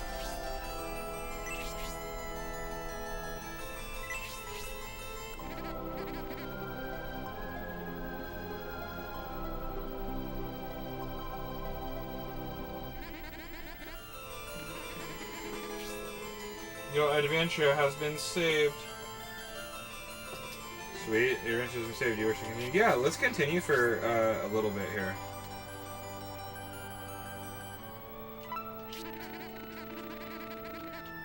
We got a save on. I really just wanted that. We'll go check out this forest a little bit.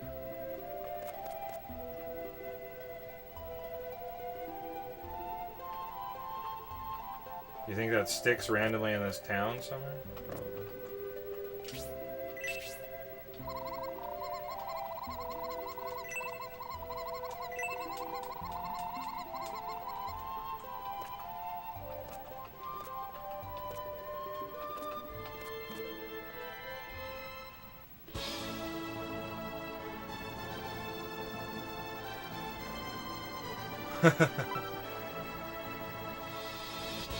A dragon.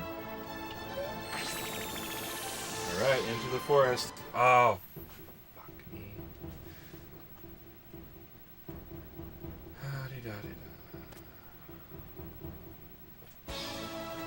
I gotta go check. Hopefully I still have enough money. I didn't check the tools or whatever. They gotta have angel wings. Because this is a Shining Force game. Or a Shining game.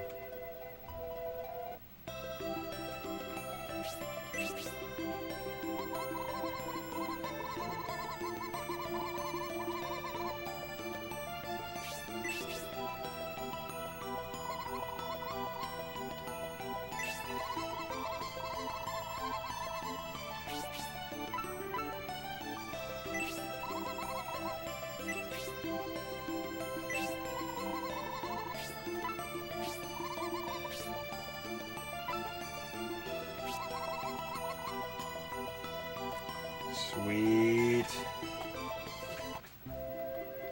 Now I feel properly prepared. Or, I guess I need a little bit more to feel properly prepared.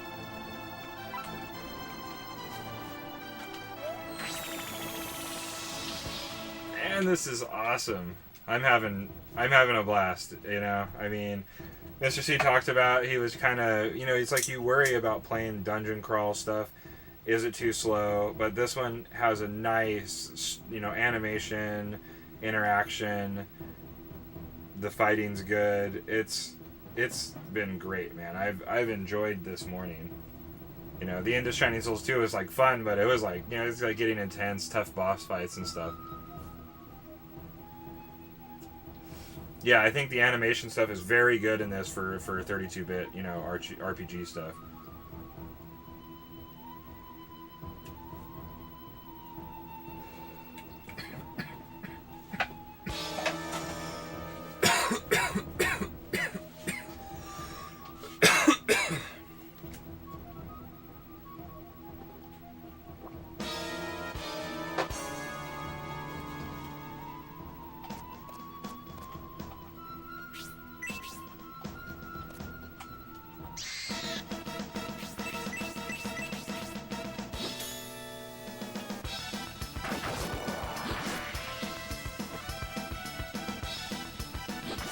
Did he throw a ninja star at him first?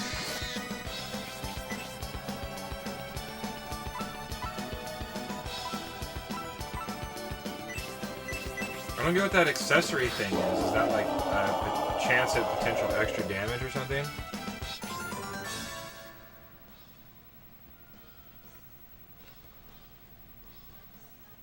Yes. No, I love that about this game is like the interaction. I mean, it probably gets a little repetitive and sometimes they're in your way and stuff like that, but I think it's really cool in the sense if you think about like a Shining Force game where you walk around top down, go into a town, go into a building and talk to the other patrons. This is pretty cool because you go into like that first person. It reminds you kind of like Shining in the Darkness. You go in there and it's like you get to select all the people and the like, you know, you can interact with 4 people and 3 shop owners. That's pretty cool in one like setting, you know what I mean?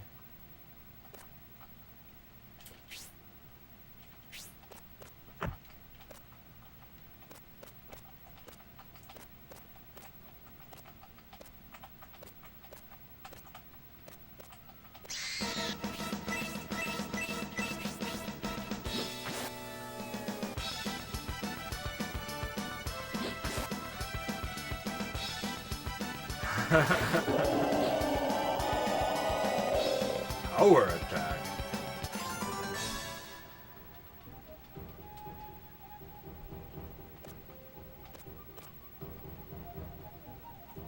The pond.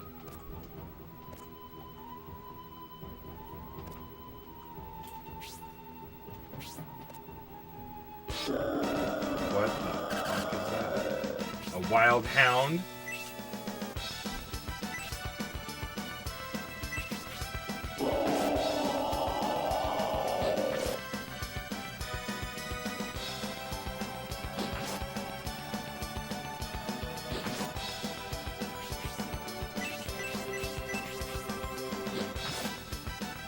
Dang, he is tough as nails. Oh no, a horrible roar.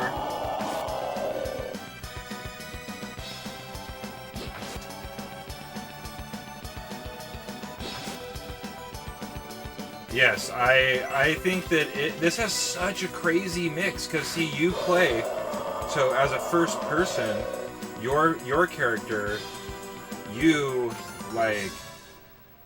attack, you get hit, like directly looks on at you and hits you and stuff, but then it's like your other characters actually are, you know, separate, they like come out in front of you, and that's like, you know, the guy focuses on them, and kind of, it's like bringing like a bunch of stuff together, which is like pretty cool.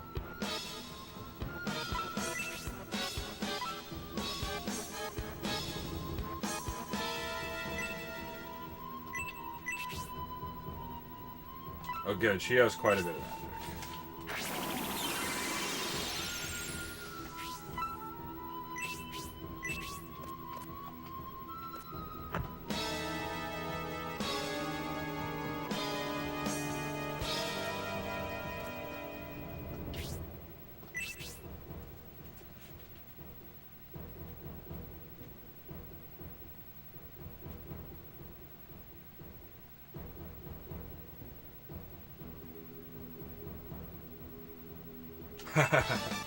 Yeah, like I said, it really brings to life like a like a dungeon crawl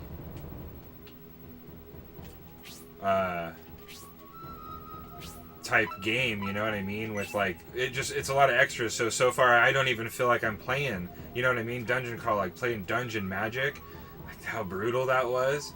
I mean, this is like very similar in what, but it's got so much extra stuff that it's like, it feels very like engaging, entertaining.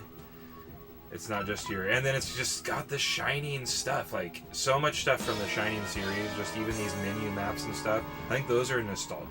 It's like the same exact thing as Shining Force 1, 2. Like, you're just like, oh wow, that's kind of cool.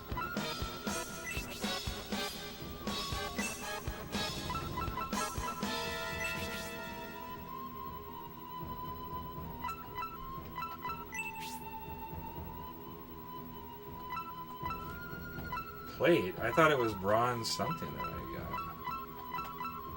So I bought that, but just found better.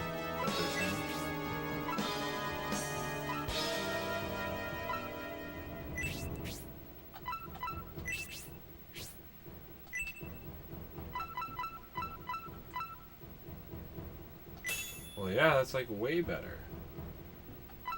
Oh, those are my shoulder pads. I see.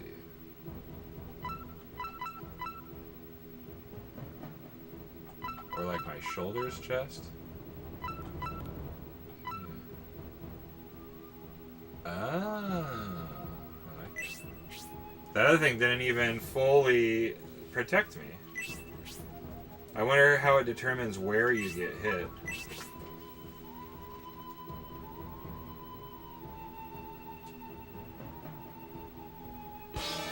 I mean, it could. I'm a huge fan. I'm waiting to see what Shining Force 3 is going to be like. Because I think that that's going to be really good. And I'm super excited. And Shining Wisdom is going to be good too. They're all going to be good in their own ways, I feel.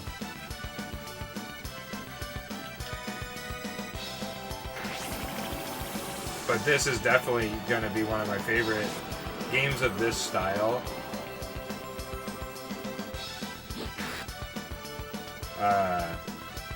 As when it comes to like dungeon crawl, this is probably gonna be like my favorite. It'll just depend on how hard it is, how long it is, and entertaining the whole way through. You know, because there are games I've played that I really enjoy, but they're just like long and I don't know. Like Might and Magic is good, but it's like brutal, and you may never finish it on Sega Genesis.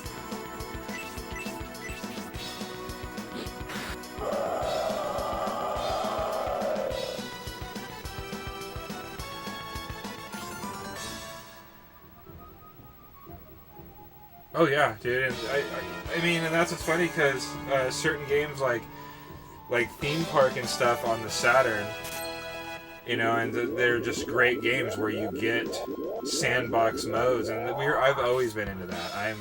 I'm that total. I love a good sim / RPG / you know. There's a game that it's really hard to play on any system. It's called Gangsters. It's on the computer. And it is one of my favorite games of like all time. I think I should have went back that first way now. But it's like I can't ever play it on anything.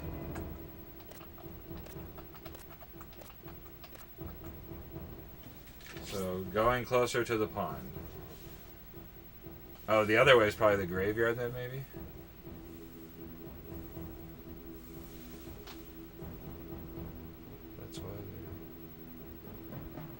Yeah, no, I mean, that's why I love, I'm huge on these, like, strategy, and any of this stuff, and the lore as well, like, that grabs me, so it's really easy to get me, like, involved in stuff, and then, of course, horror, thriller, games are one of our favorites, you know, big Halloween style people here. Bone Slave.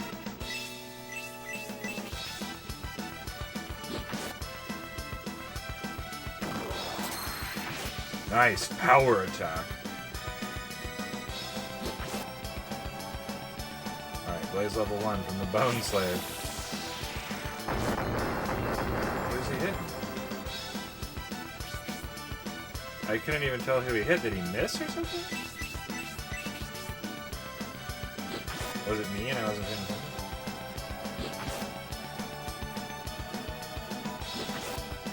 Oh yeah, I guess it was called that. I'm already a little confused. Oh shit.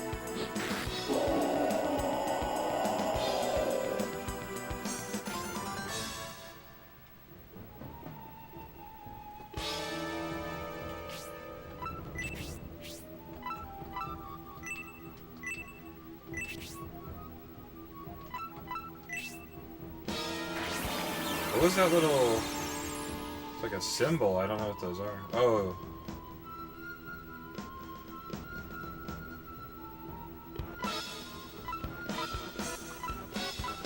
Does she have 2 spells? Oh, he'll blast. Damn it. Oh.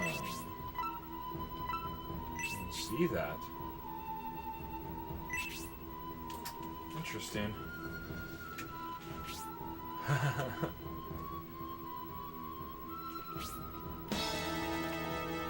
So wait, I can go...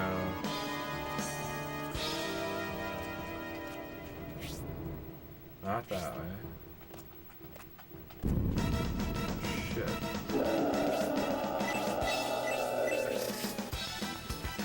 Oh, I should have been burning this fucker down.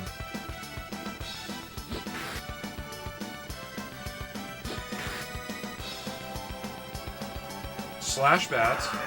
Oh no! Dude, when he barks, he shoots bats out of his mouth.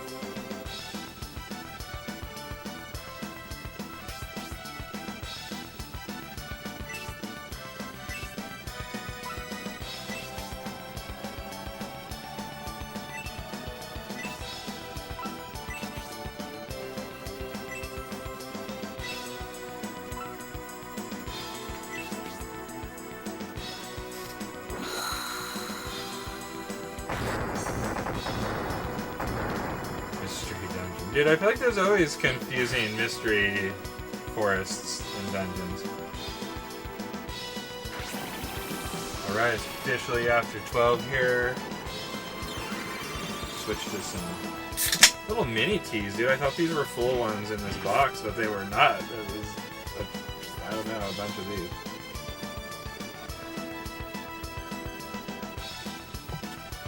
They got me there.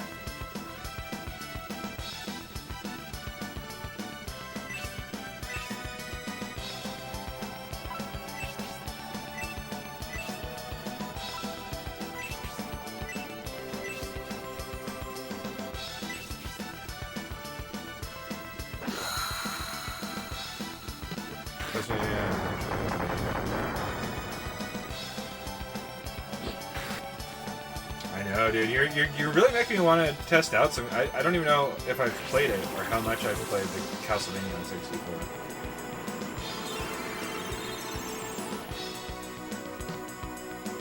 You know what's a really good game though? Is I really enjoy the Kirby on 64, the Crystal Shards, I think it is. Really good version of that game.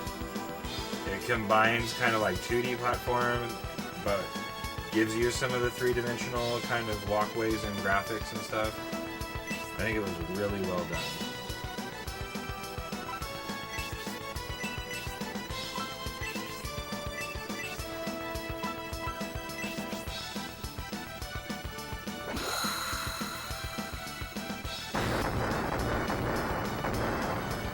Oh, really? I definitely might have to check that out. And you know what really, honestly, that was funny is it kept making me feel like Dark Souls or any of those games was playing Shining Soul 2. Just the way that when you like died, you dropped your gold and dropped a piece of armor, and you actually had to go back to that place and pick it back up and stuff. And you know, you did lose gold and all that, but I don't know, just such a crazy, you know, it's kind of that. You get to start over on bosses, and you get to like die in the field and basically like go back to your body, and then the fact that you could play it multiplayer and all that stuff too. such a unique game. Was really happy to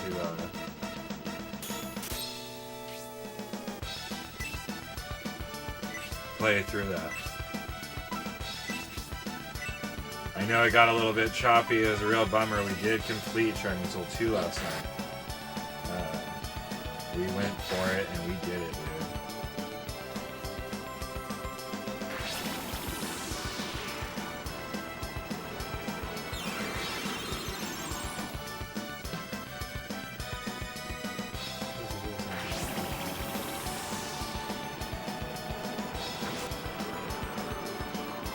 Action RPG with leveling up. Yeah, I know, especially since I feel some of the later versions of Castlevania, have like leveling systems. Like, I don't know, I played Ares of Sorrow, some of those DS ones, or I don't know. I have a couple of good later versions of some of them. They are RPGs. You have like a full level item system.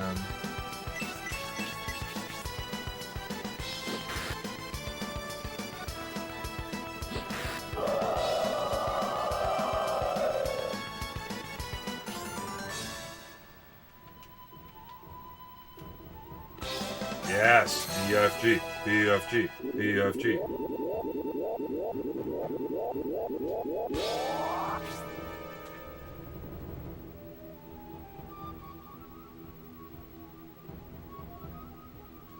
That's what I said the other day. I said basically if you don't level up, but then it did make me... It made me kind of rethink it, because in a sense... What do you call leveling up? So like in the early Zelda games, and there's another game like that, or even Golden Axe Warrior or something like that. I mean, you do beat things and then get additional heart, like life. So I mean, that's in a sense kind of like leveling up, because you can count your levels by hearts. I think there are some restrictions, like you have to have so many hearts to use things. That's kind of like being a certain level to, use an item and stuff. So there is like a little bit of, like if you look at it that way. But see, the other thing is experience, and you're not getting experience in that. You're basically just, you get a level, But I guess that's the same for, I think Ghost Lion was pretty much like similar to that. You got levels by finding an item, not by fighting people and grinding. So it was like, you only, did grinding in that to get money. So it's like, I don't know. Ye old question.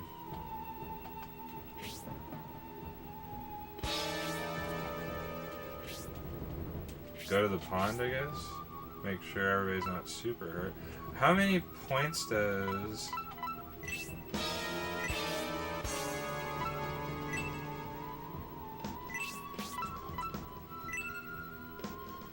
50. So those are way better than magic. Actually, I don't know. I've never been able to do it very... we'll wait a second.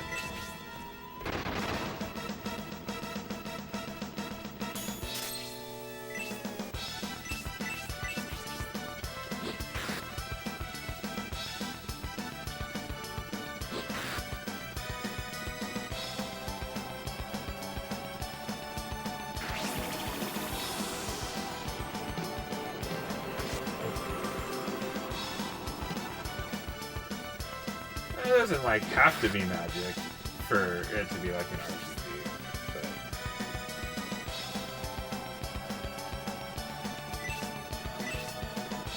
but I mean, it is a traditional part. I mean, maybe you would be fighting magic instead, just because, you know what I mean. Like, depending on the game, I think there's RPGs that are based on fighters or warrior type people and stuff like that. Use items and things. And that, but I don't say that that's a must to make it an RPG.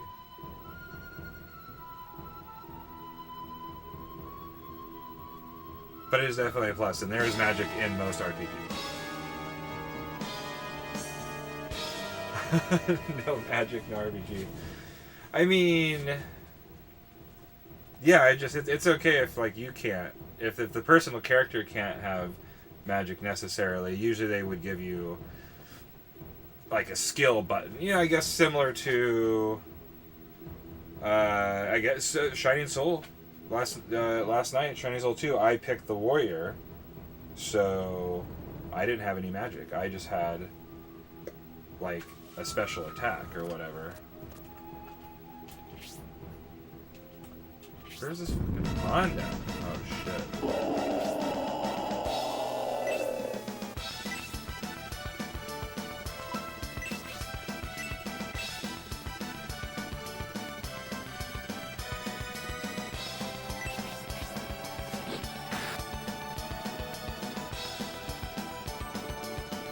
Oh yeah, I mean, usually, yeah, there should be magic in the game.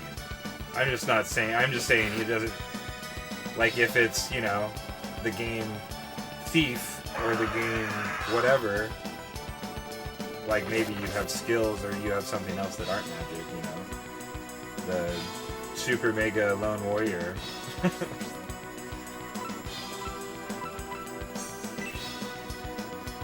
But definitely a huge part.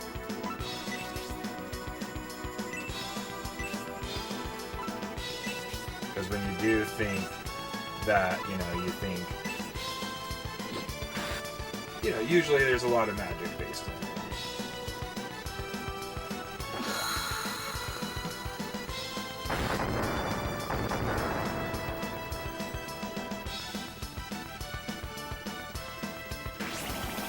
Yeah, turn-based. Well, I mean, turn-based is. There's just a lot of good games that are turn-based, but I mean that basically wouldn't make, you know what I mean? If it was just a turn-based game, but you weren't getting experience or you know what I mean? I think it's pretty much getting experienced, getting levels, getting skills or being able to pick skill trees. Even like the Dragon Warriors, I mean, you do get spells in that eventually, but it's like, you know, just... It's like it's about the leveling and choosing some stuff and getting the different gear. And, I don't know. Like experience, I think. Experience, leveling, and then getting statistically better are, I guess, my big keys.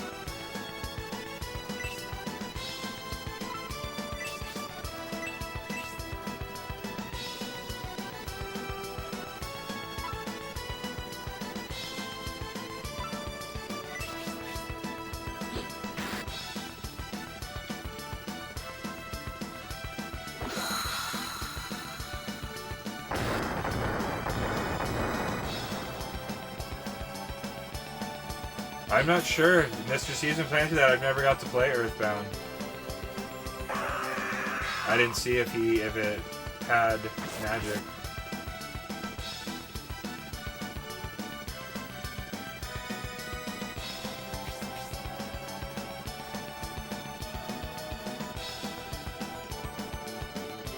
Gosh, dude, that hurt.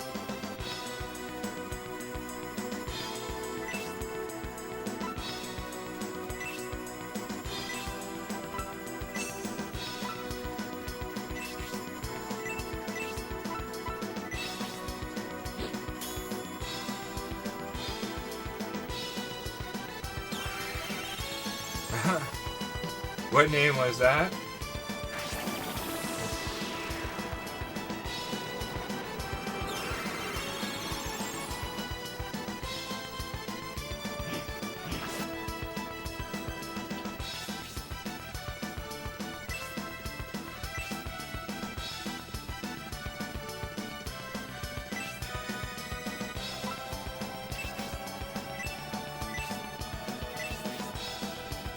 Oh, Ness. Yeah. Oh, absolutely, yeah, Ness. I always just think it's funny that he's, you know what I mean? I didn't ever play Earthbound, so he's on, like, Smash Brothers, you know? And I'm like, who's this little kid with a baseball bat? But after playing through the game, you'll probably, you know, be like, oh, wow, I had to do this. There's nothing back here?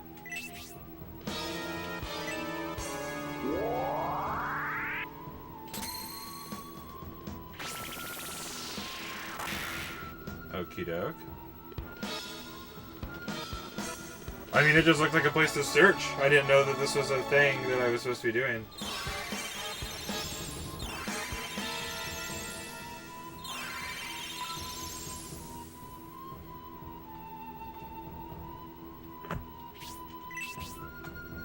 Now I feel like I might have missed one in the mine.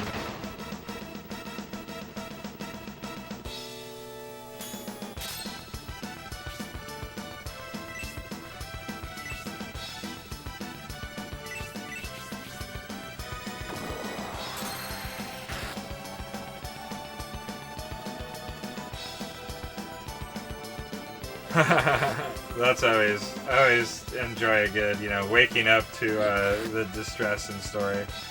A lot of them are always like training, like the Shining Force actual Sega games and stuff. It's like you're training, you know, just doing something mediocre, and then basically something happens and comes, and then you're thrust into being the child of the light.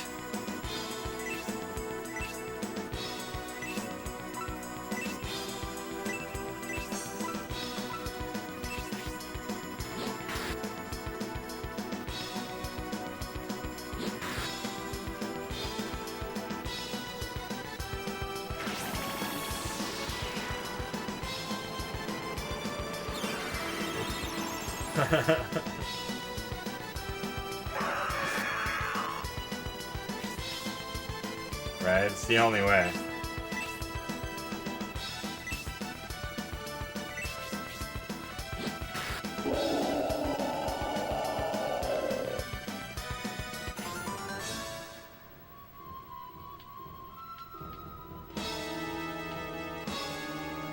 Nice stuff to sell. Yeah, how come that chick didn't help me out? I'm actually a little scared before I go in here. I feel like I'm getting low on magic points though. I guess I could just use the herbs, right? That's what they're there for. 12.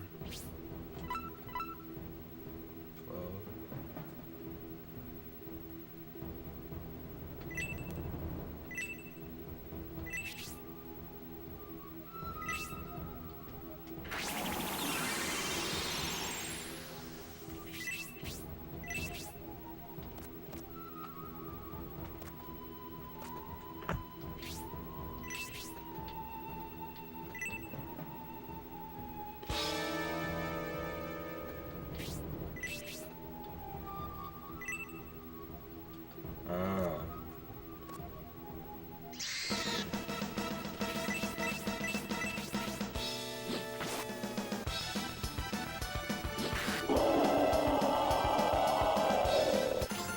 There you go.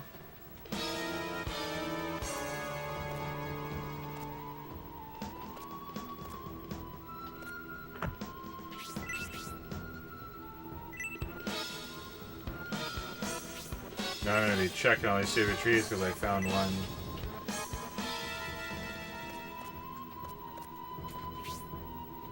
thing.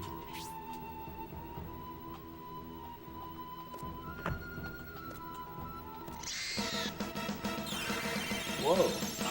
Oh.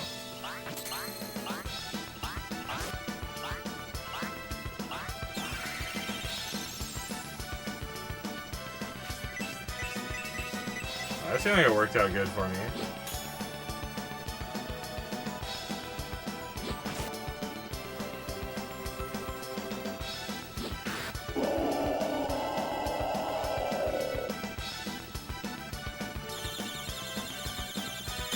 Yeah, the DS seems like it would. I mean, I don't have a huge DS library, but I do have a few things already on it.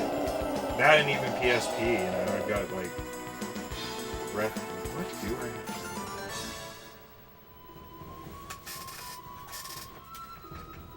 It's gotta be Breath of Fire 4. No.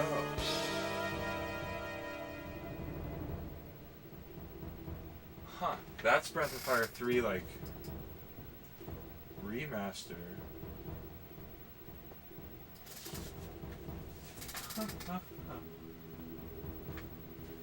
I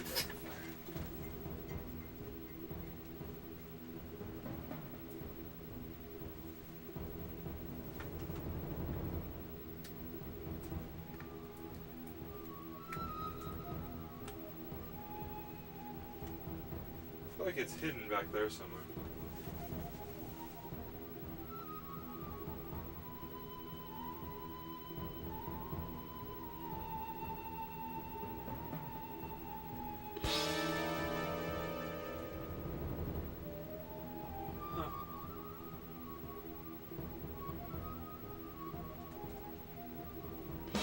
That's when you know you have a problem.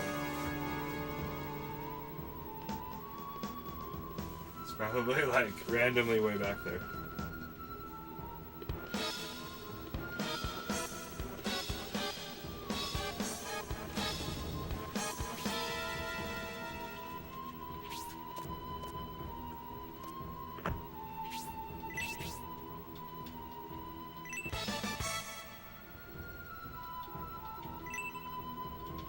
So randomly, every time you go to like these little notches,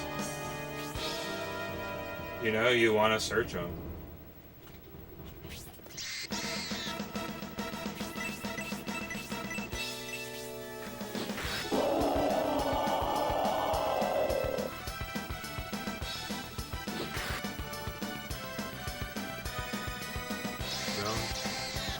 I mean, I don't know what that game is, but you made me think of Lords of the Realm 2 on the computer. That was a jam back in the day, man.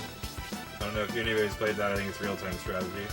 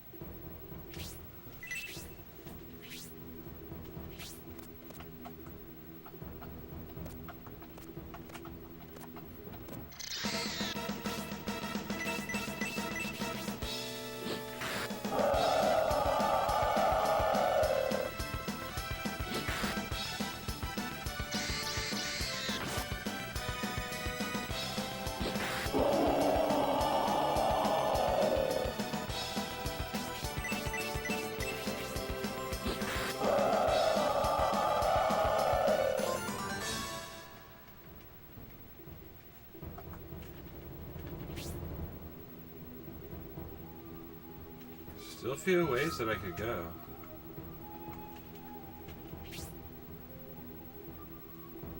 I feel like there's a little loop up there I should do.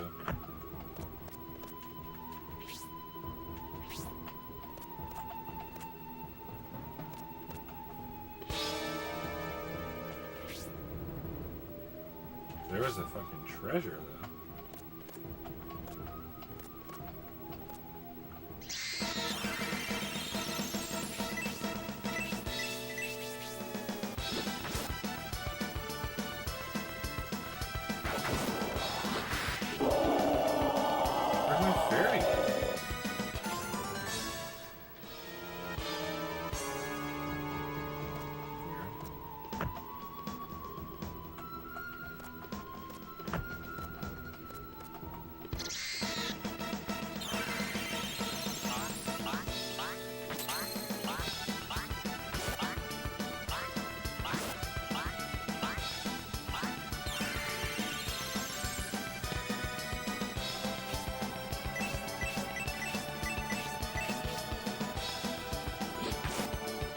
Like, this game is so relaxing and entertaining. Like, it's really easy to just play through, and it seems friendly enough. Like, where, like, Mr. C's playing Shining in the Darkness, and it's like, sometimes you get to an area, I'm sure it will be like that, but it's like you're only going to be able to go so far, and then you're going to have to, like, recall out of there, and get supplies, and do all this, like, stuff.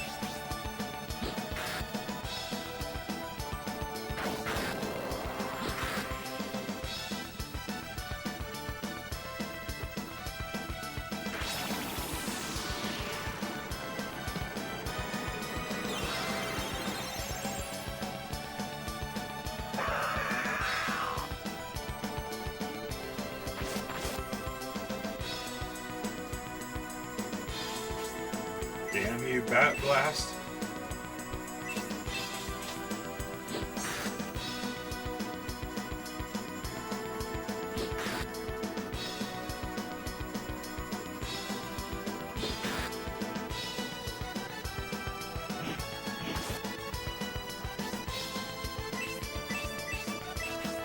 Oh shit.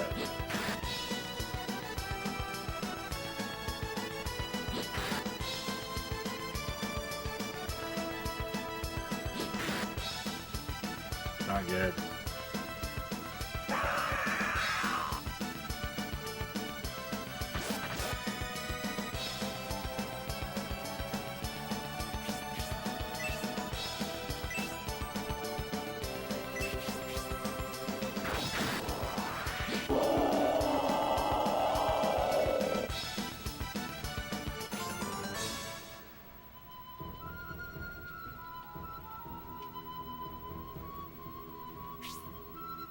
Oh, this is one of the games that brings him back.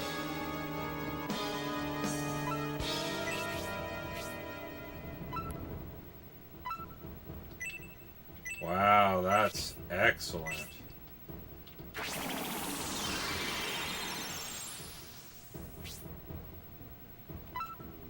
Muy caliente.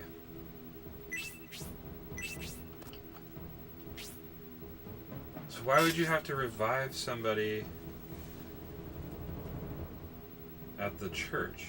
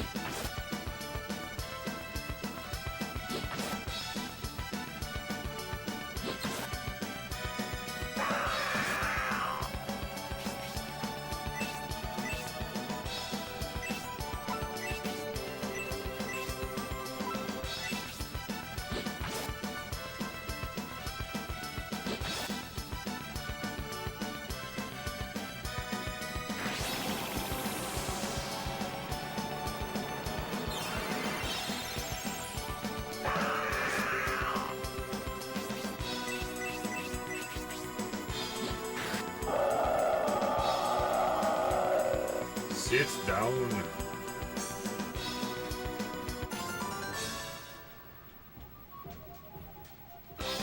Yes, I just love seeing levels up.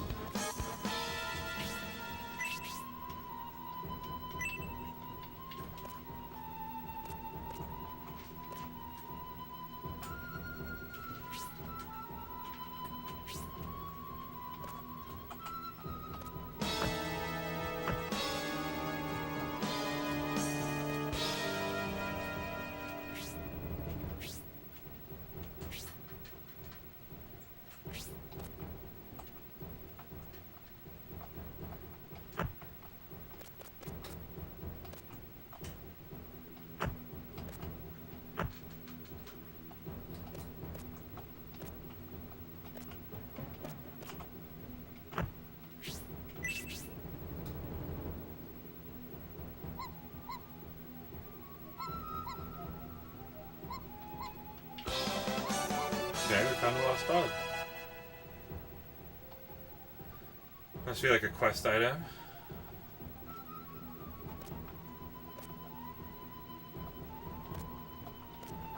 A little worried.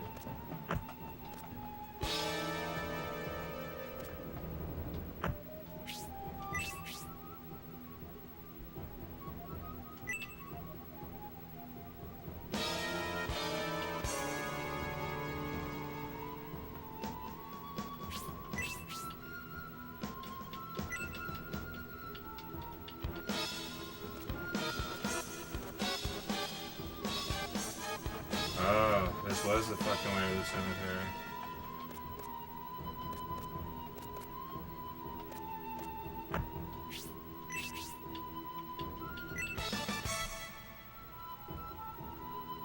The lucky cookie?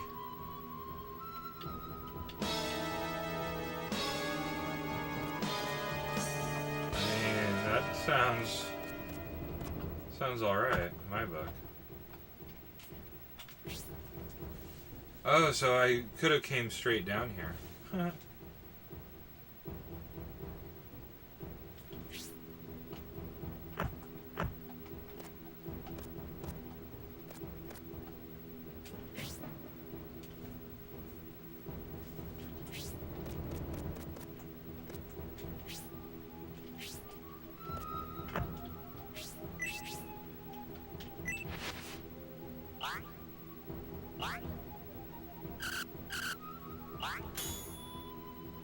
The fuck is that?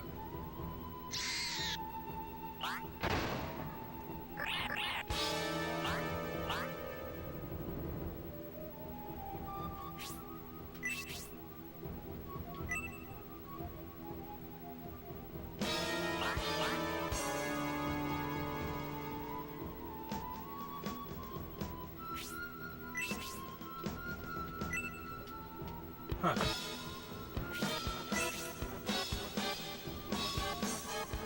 That was super interesting.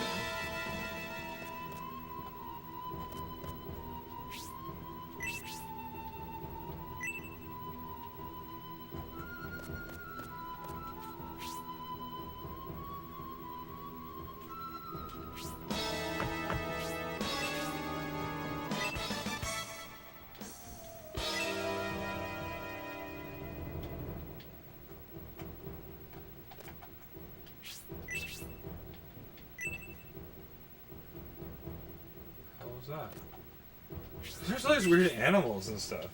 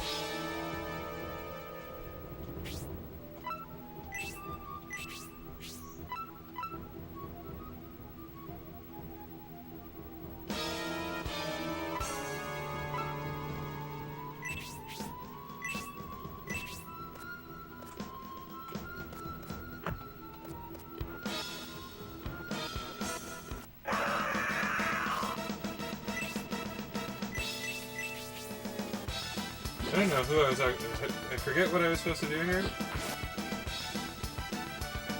Meet at this graveyard or something?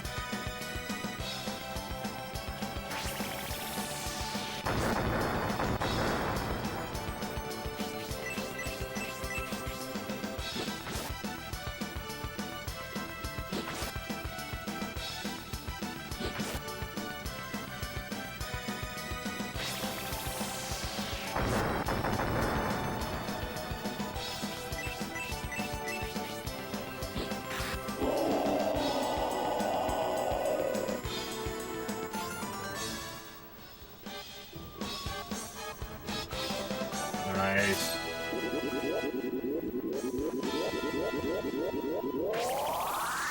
Sleep magic.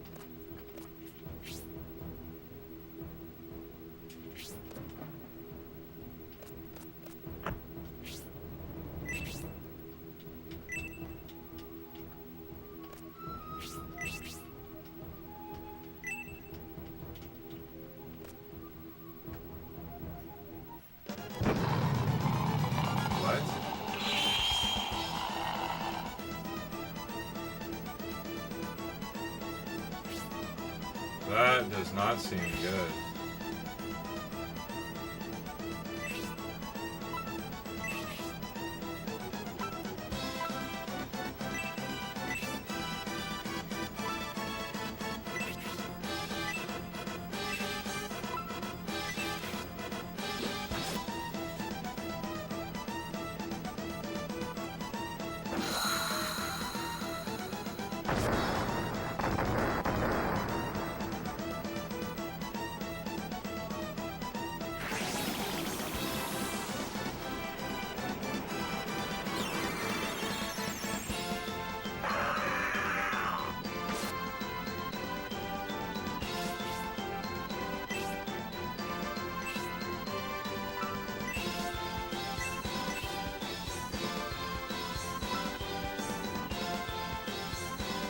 Should probably take one.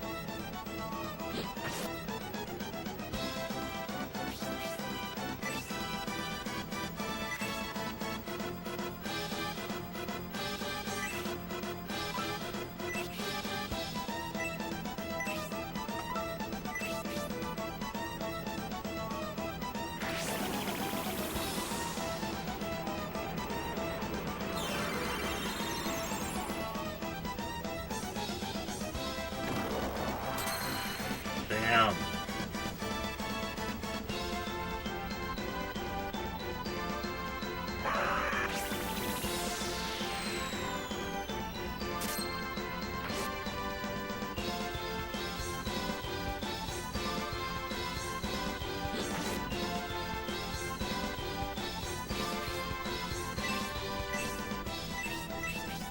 Get him.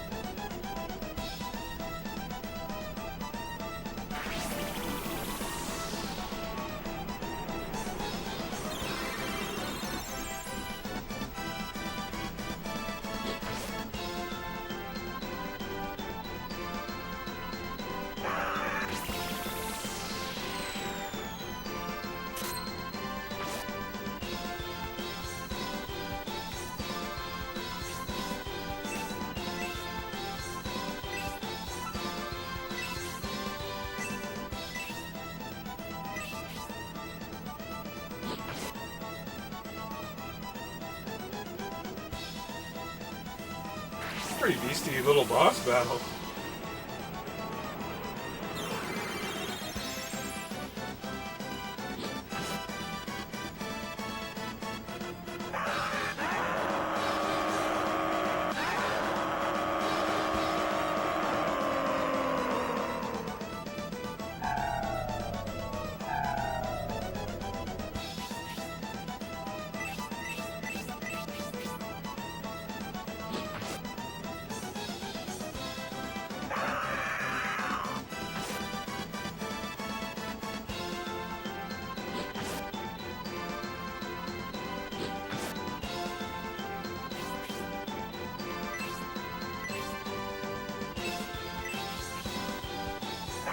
got so much.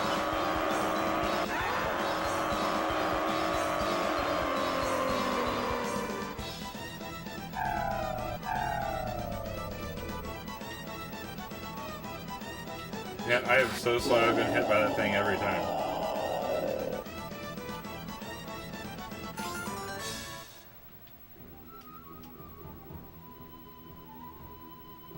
The energy bread was found.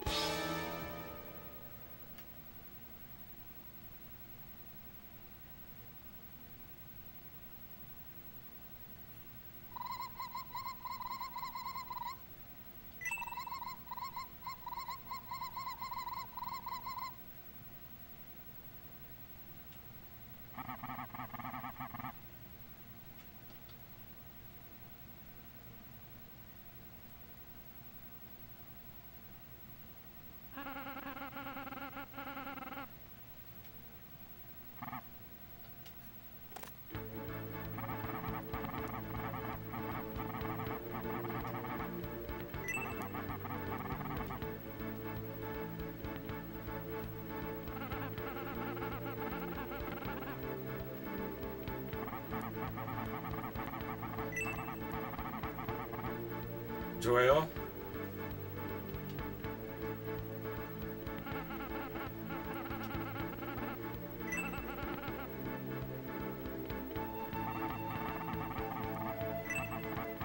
Forgot me, Doyle.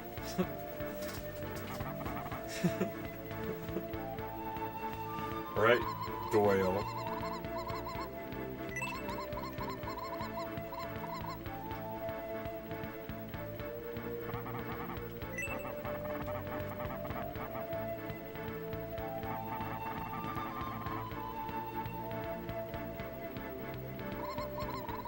Where the mercenaries hired.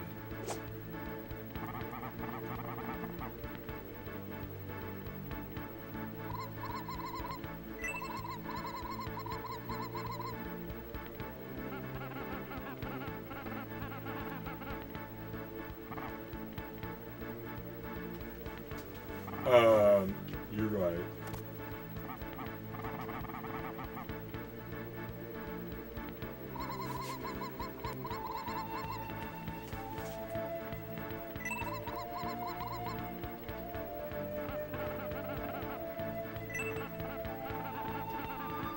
Because there's good reason behind it. They told us to, alright?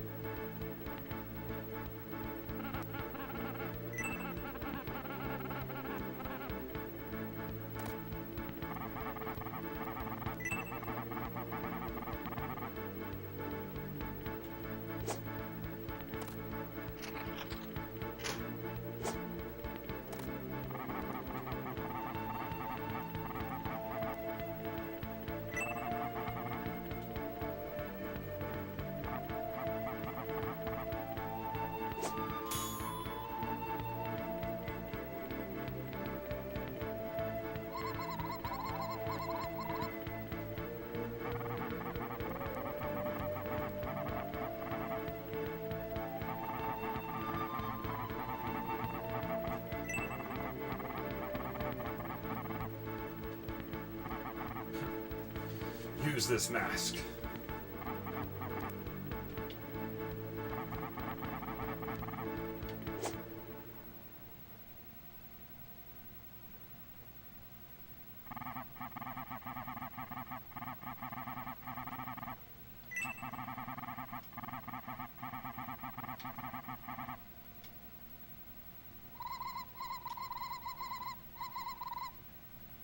That iron mask.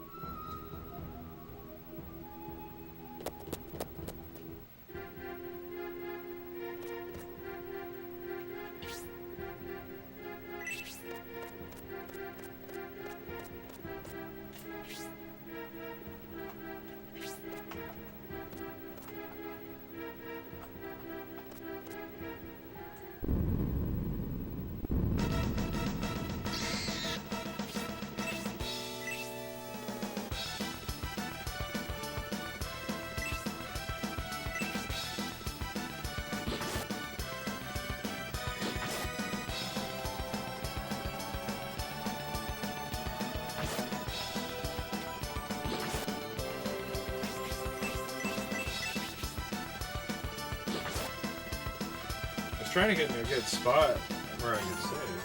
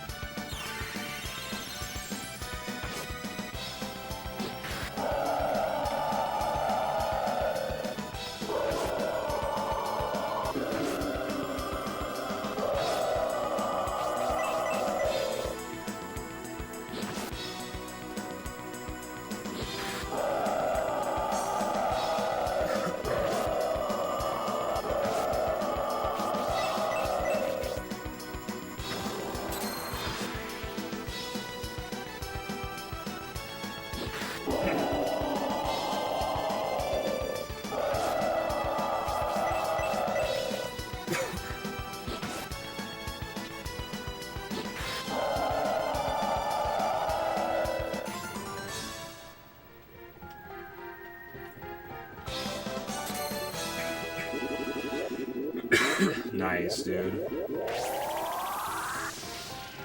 Whoa, I feel like I got some heal magic.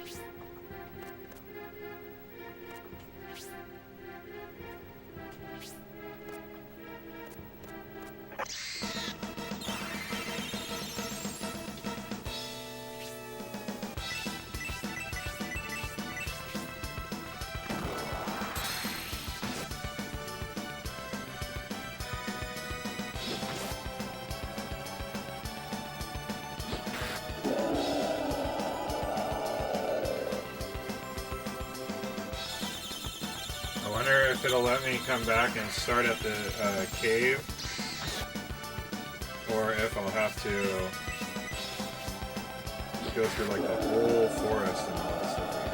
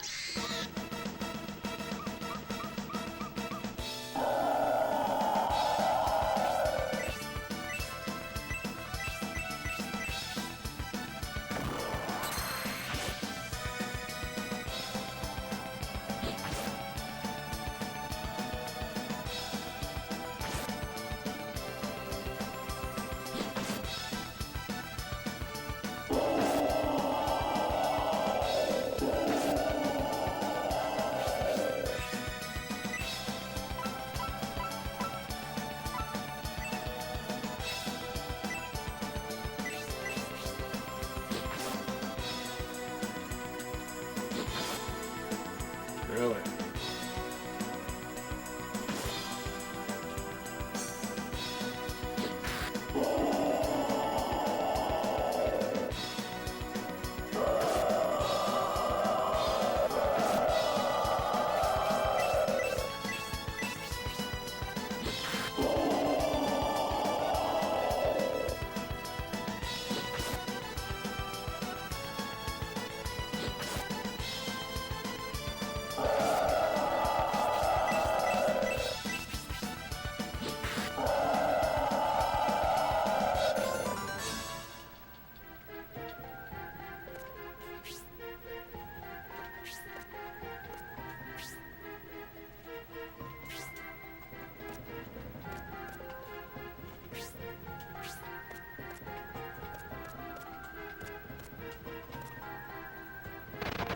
Oh, that's not what I want to do.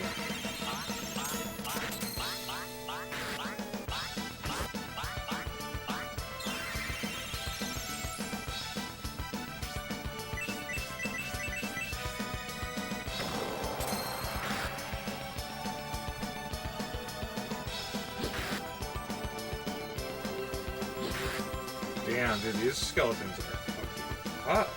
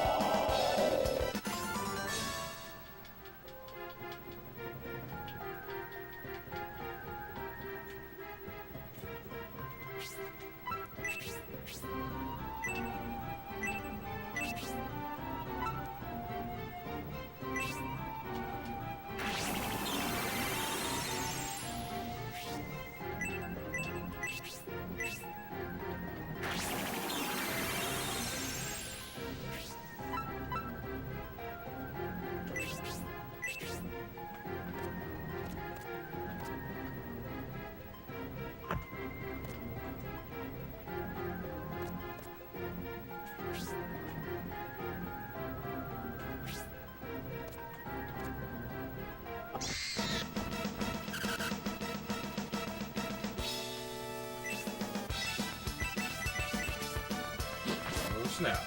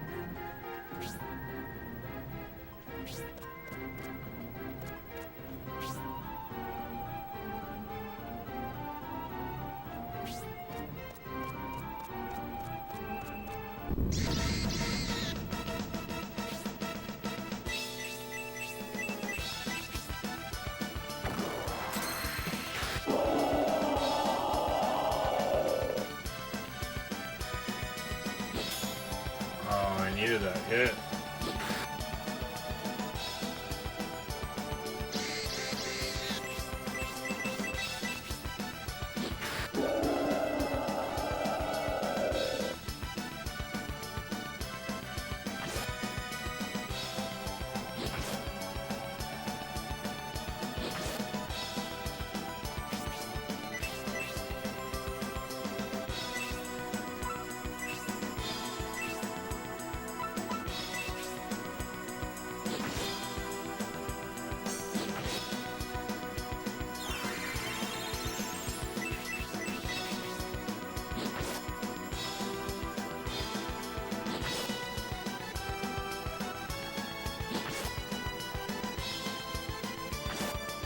These things are tough as hell.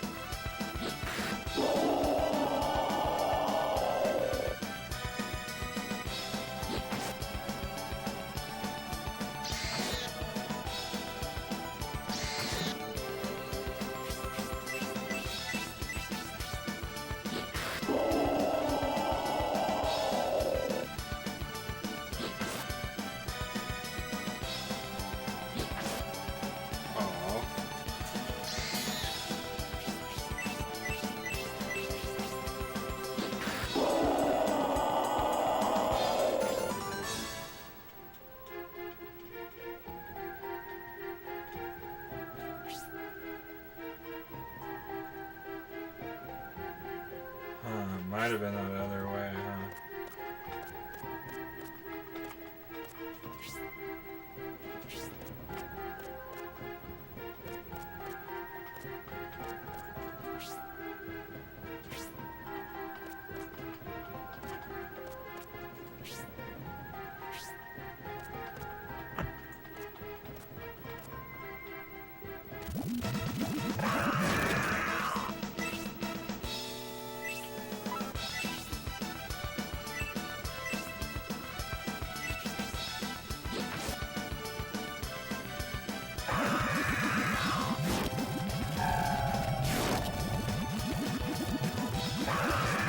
Ow!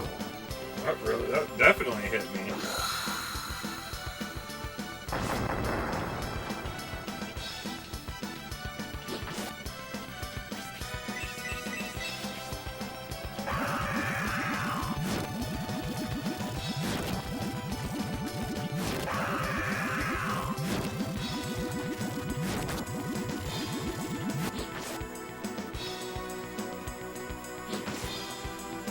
Die already.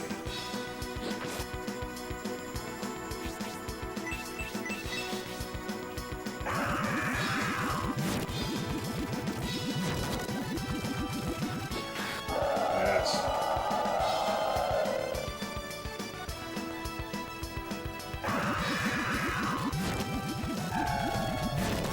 $17?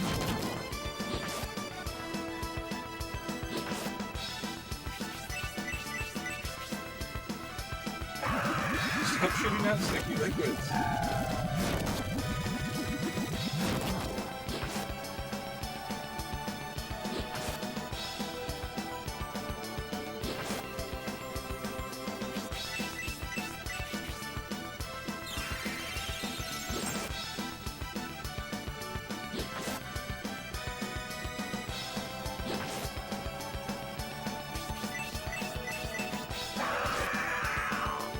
Damn.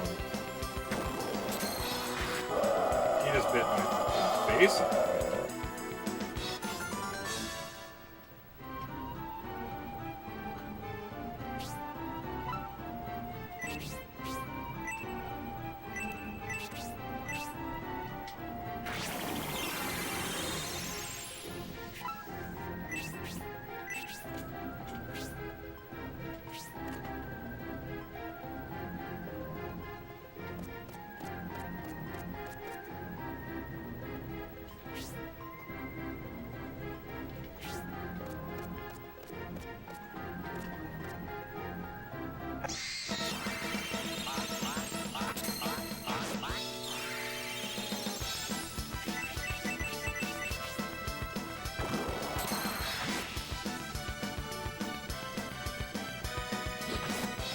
God, I can't put this down.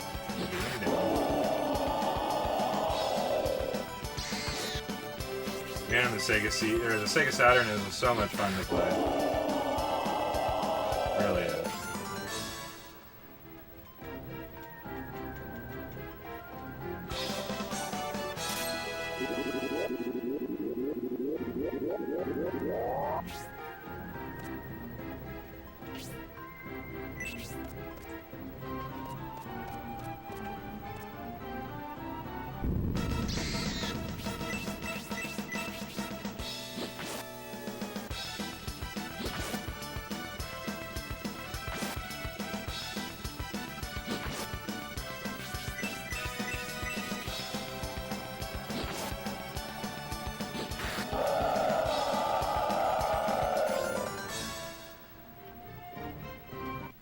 Man, 14 for one worm. That's pretty impressive.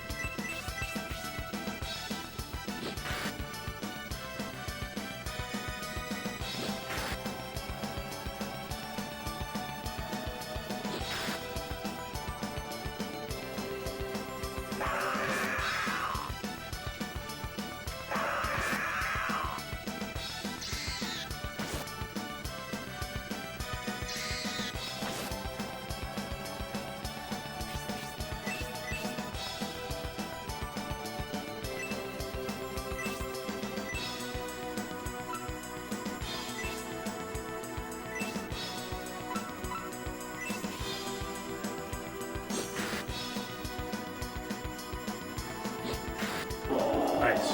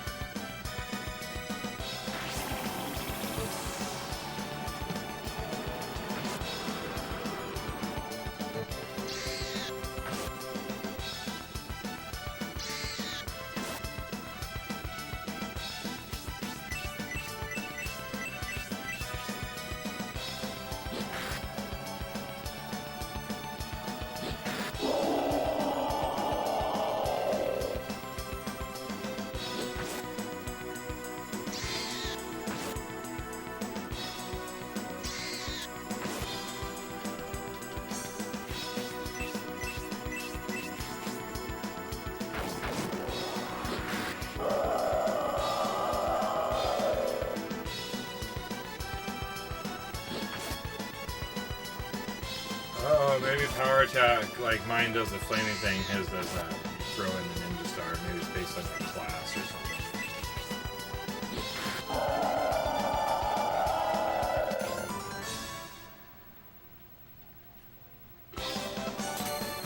Oh yeah, baby.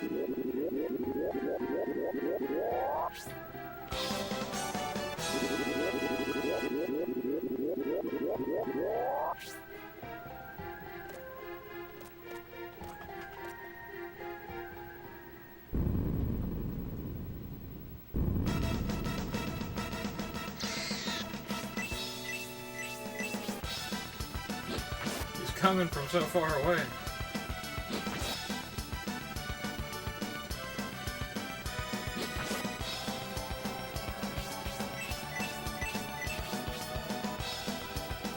He's sticking his worm tongue out at him?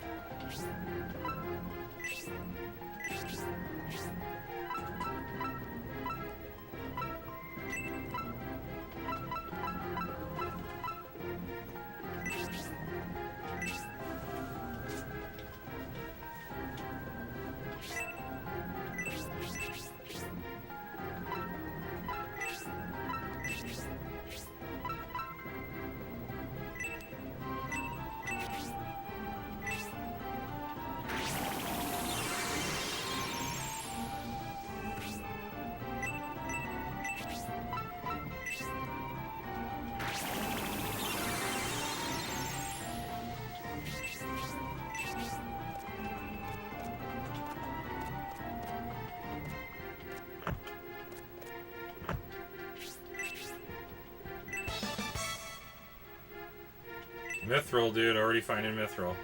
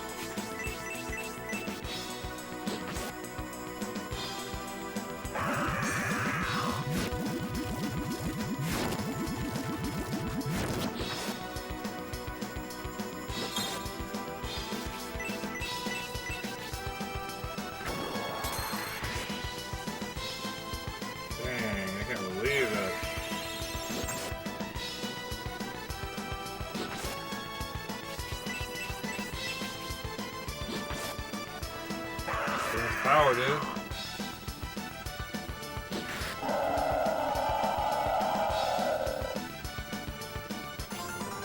Skies of Arcadia is a really good one. Yeah, I mean, it's just hard to fit them all in, but whew, this is definitely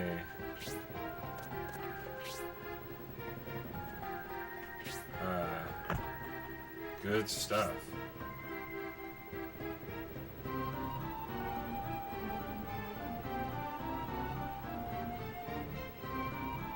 Really? I feel like that's all closed, so there's like nothing else over here. Ah.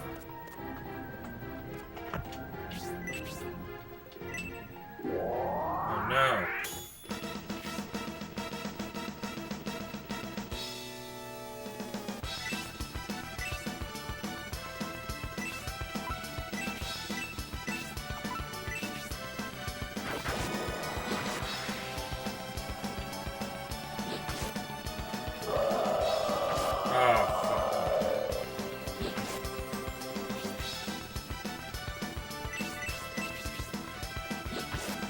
Peace. It's been an epic start to an epic RPG. It kicked it off with a bang. And, yeah, I'm really, honestly, I'm trying to just. I don't know if it would make me do it all over again if I angel wing. So I'm ultimately trying to just get somewhere where I can save.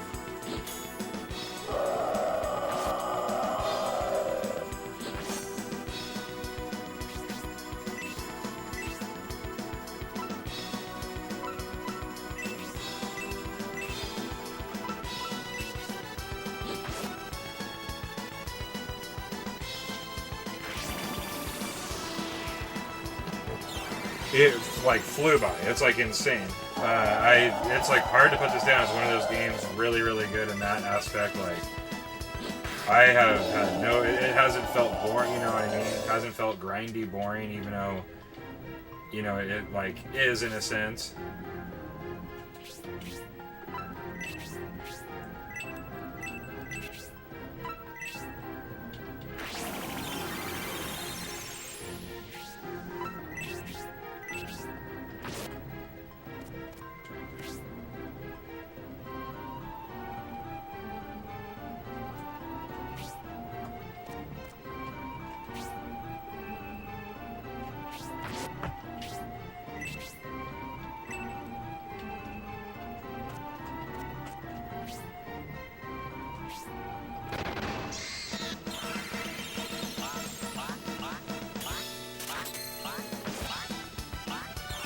Later, man.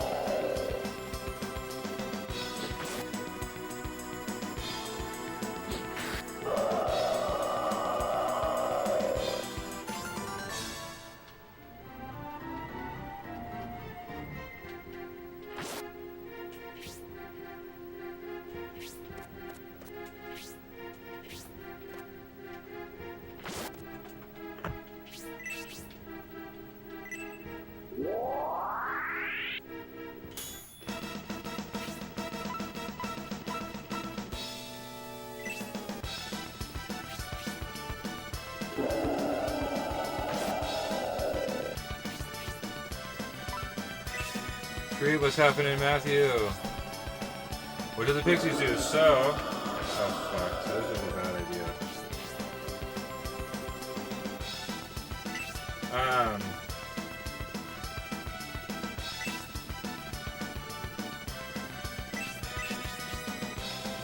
You find them in different stuff, and then based on certain enemies, I guess, they help you attack, and then they collect more gold and experience, and apparently, I don't know, you can get multiples of them.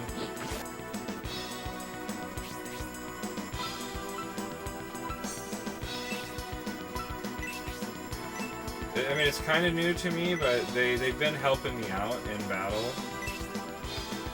And, little things like that so far. And it was like a really random find in the forest, so you just kind of gotta like search around, and somebody had mentioned that you can find like different ones, so it's like the more you have, the more likely maybe they are to help you.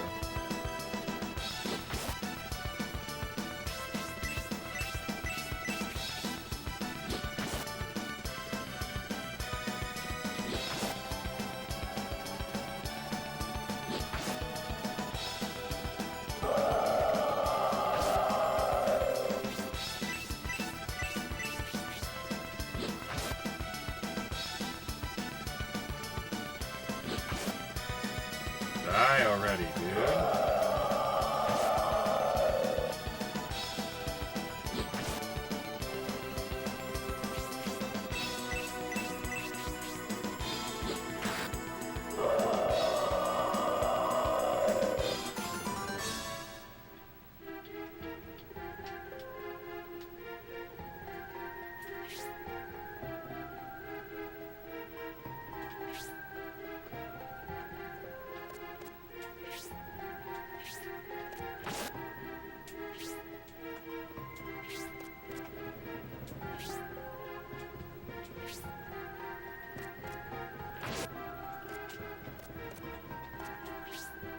I was a little scared of that these days.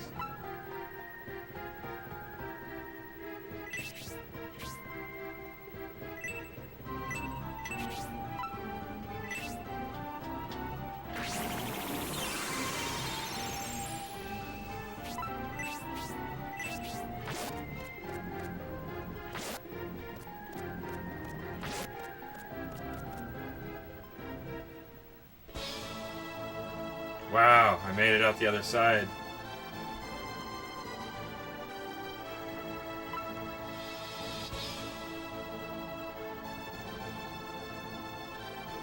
Okay. Wow, that like opened up a ton of stuff. So let's go into the town and try to find our save, dude. It's that time, man. Then when we come back, we'll talk to everybody. That's pretty much what I gotta get done. Because it's about time. So I'm glad I got here. We'll be able to like gear up and all of that fun stuff.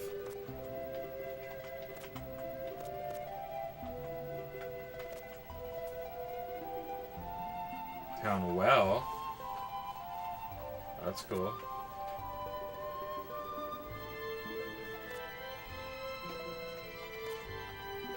So a lot of people to talk to.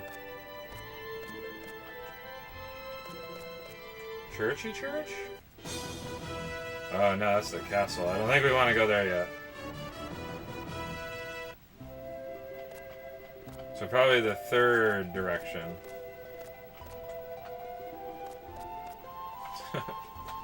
Who would have thunk it? This is so good. That's why I'm just saving it. I'm saving. We'll have a whole town to experience, new items to buy, new gear. I feel like we got like a decent amount of money. I am very, very excited that we got through there, and I'm happy that you can. It seems like you can go back through and stuff. So you know, because I feel like I definitely tried to get through there a little fast at the end. So you know, probably missed a few items or something. But it's alright. Do you wish to continue? Not right now. Get our classic. Cutaway screen for ending the game or whatever.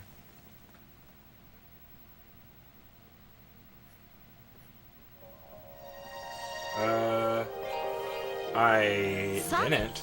I mean, planning. Probably not a bad idea. Now that you brought it up, probably not a bad idea, but you know, well, too late now. So hopefully it doesn't take us too long to get through, and hopefully it's still working. Yeah, this is probably original save battery too, to be honest. I haven't really messed with it all that much, but it seems to do a decent job. I also have the action replay cart that I'm not using right now for this, but you know, action replay 32 or whatever. So it allows you to save and gives you a bunch of memory and stuff. So who knows? Hopefully it'll work out. And but thanks for being here, guys. Joining us for a first play. Shining the Holy Ark on the Sega Saturn. We've got some other great Sega Saturn games. We finished Shining Soul 2 last night on the Game Boy Advance, GameCube Game Boy player. That was a lot of fun. Great game. Have a ton of fun playing the Shining series. Mr. Steel will be back next Saturday for more Shining in the Darkness. That's been so fun to play. Of course, I'll be back with some Shining the Holy Ark. Look for us Tuesdays, Thursdays, Mondays, and the weekend. And we'll be at it. But, yeah, dude, glad you guys could all make it. James, Matthew, everybody, Linda, Caleb, Jolly Leafo. Dude, all the good. If Vash was here this morning, DOA. But you guys rock. Thanks for being here. Thanks for showing up, showing support. As always, guys, take it easy. We'll see you next time at Brothers Forge Gaming.